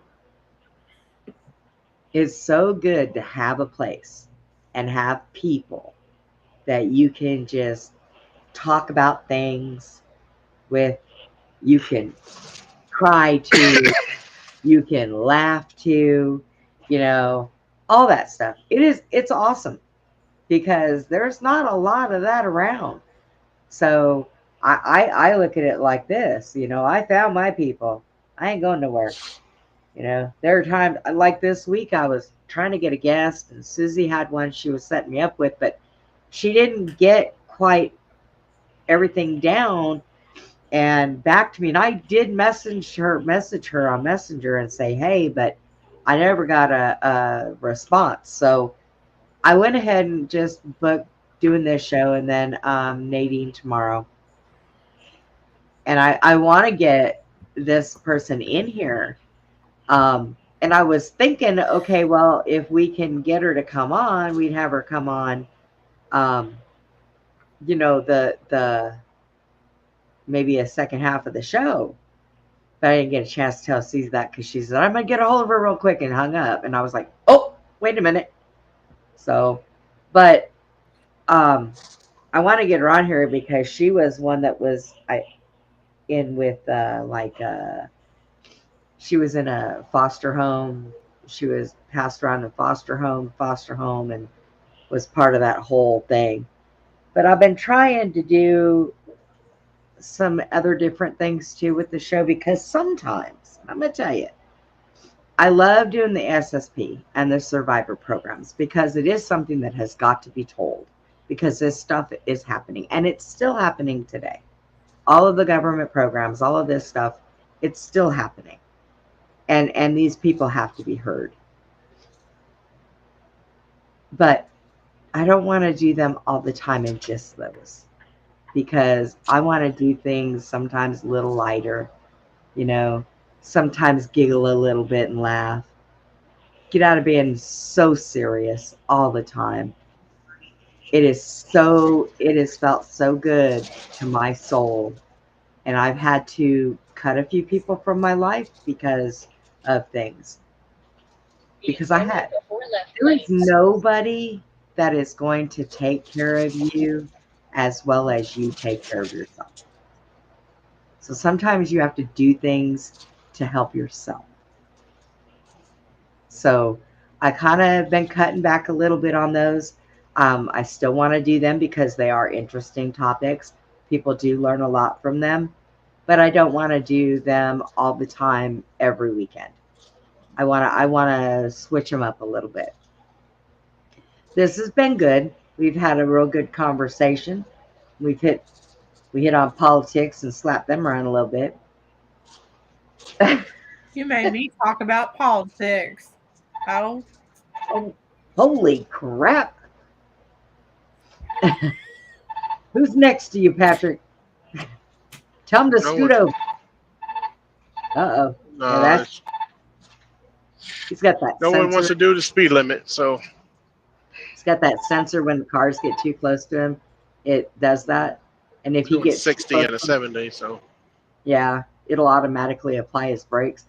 I mean, that might be cool and all. I don't like that because when I'm driving, I like to have total control. But then again, you know, I am a Capricorn and I'm a control type woman. So I could not relinquish the control of my vehicle to a computer. I have a hard time with that. That would You're scare a the living Capricorn? shit out of me. Huh? Yes. I'm an early Capricorn, January 9th. Yeah. And you know, it's funny because Steve is a Capricorn. 31 minutes of delay. We're adding Usually drive-through. male and female Capricorns don't get along. You bump heads a lot because you're both dominant species. Okay. But him and I get along great. So we have a really good friendship. And it surprises the heck out of both of us. But yeah, the ones we don't need to be in relationships with especially are Aries. Aries are kind of rough. Yeah, I got Capricorns in my life. Oh, really? My Norma's daughter is January 19th. I had my step grandfather was 1-1, my brother's 1-5, and my dad's 1-19. Oh, wow. And I'm a Well, Virgo. you were surrounded by them, weren't you? Hell yeah, I had no chance. Yeah. Actually, You're like, yeah.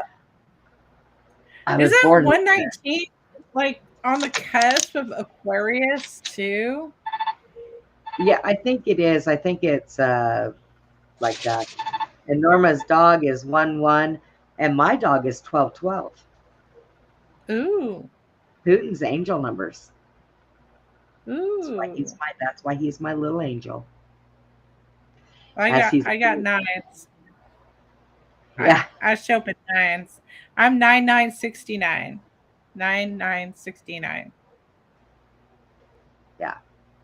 And I'm 1967. I had somebody do my thing, and they said that my 1967 were actually all real good numbers. You're older than me? I thought you were younger than me. 1967.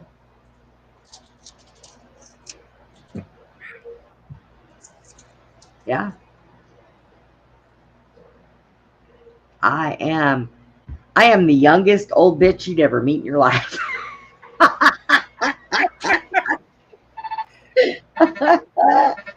And a Capricorn to boot. Yeah, and a Capricorn to boot. So what you got going on tomorrow, Brenda? Tomorrow, I have got Nadine coming back, which is awesome. Norma said I'm still a baby. Kinda. Although I've gotten rid of that wet behind my ears, though. I don't know where that went. But tomorrow I've got Nadine coming on. She's going to give us some updates on North Carolina. And I have to get with Tommy tonight whenever he wakes up or gets home, because he's got a friend that is also in North Carolina that's from there. And he has had a lot of stuff going on. And he's doing fundraisers also to get heaters for everybody. And I think they're going to put those heaters in those little tiny homes that the Amish people are down there helping them build. And then Susie, we had Will's down there right now helping. Got his chainsaw, and he's down there going to help them with wood and stuff. So, yeah, there's lots of people helping. I wish I could go. I used to do search and rescue a long time ago, and I used to go and help do stuff, and I just can't do that anymore, but I do the best I can to help them put the word out, and so things can get done. Because it doesn't matter you know, what kind of people are out there or what they may have even been into. It doesn't matter all over the world. It doesn't matter. You know, the people in Palestine that have had to go what they went through. We're all people. We all bleed the same blood, whether we're from here or we're from somewhere else, you know? So everybody needs help sometimes, you know? Everybody needs the help. And in one way or another, somebody can always be a help. Always. So I do have something scheduled for Tuesday.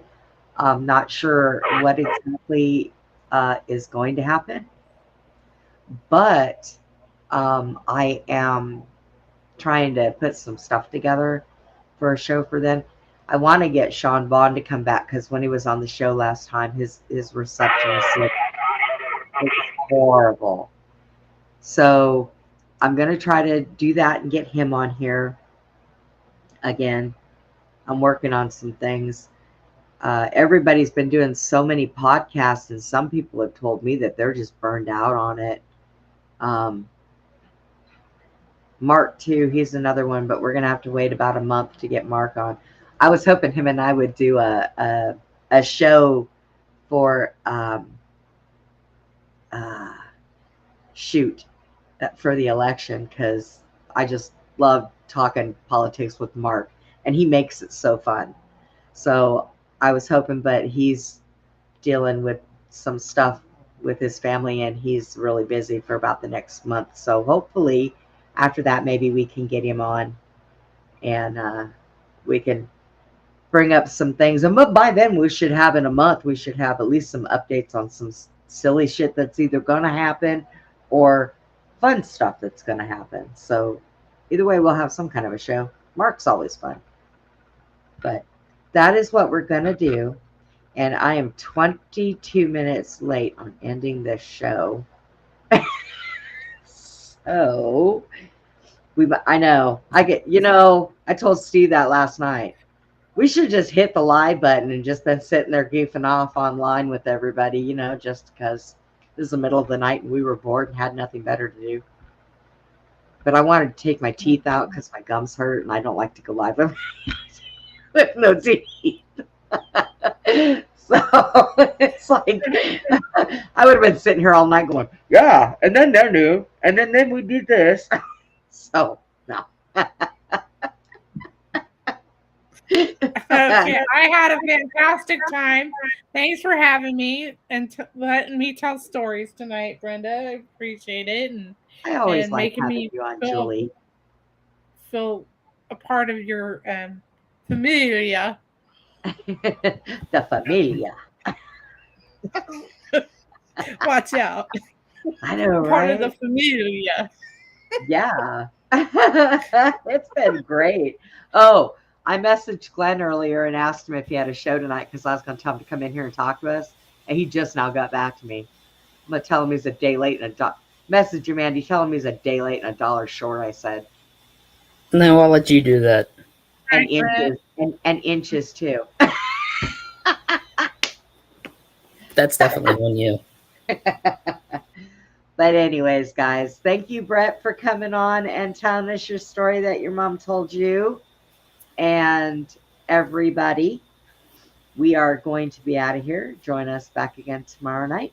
And like always, everybody, please be kind to one another. And I'll see you tomorrow. Have a good night.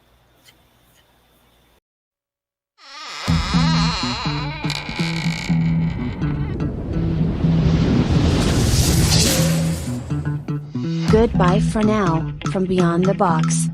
Please join us again for Beyond the Box, Friday and Saturday evenings, from 9 p.m. to 11 p.m. Central, 10 p.m. to midnight Eastern. Join us for more intel bombs from our extraordinary guests. Good night, Putin. Good night, Tucker.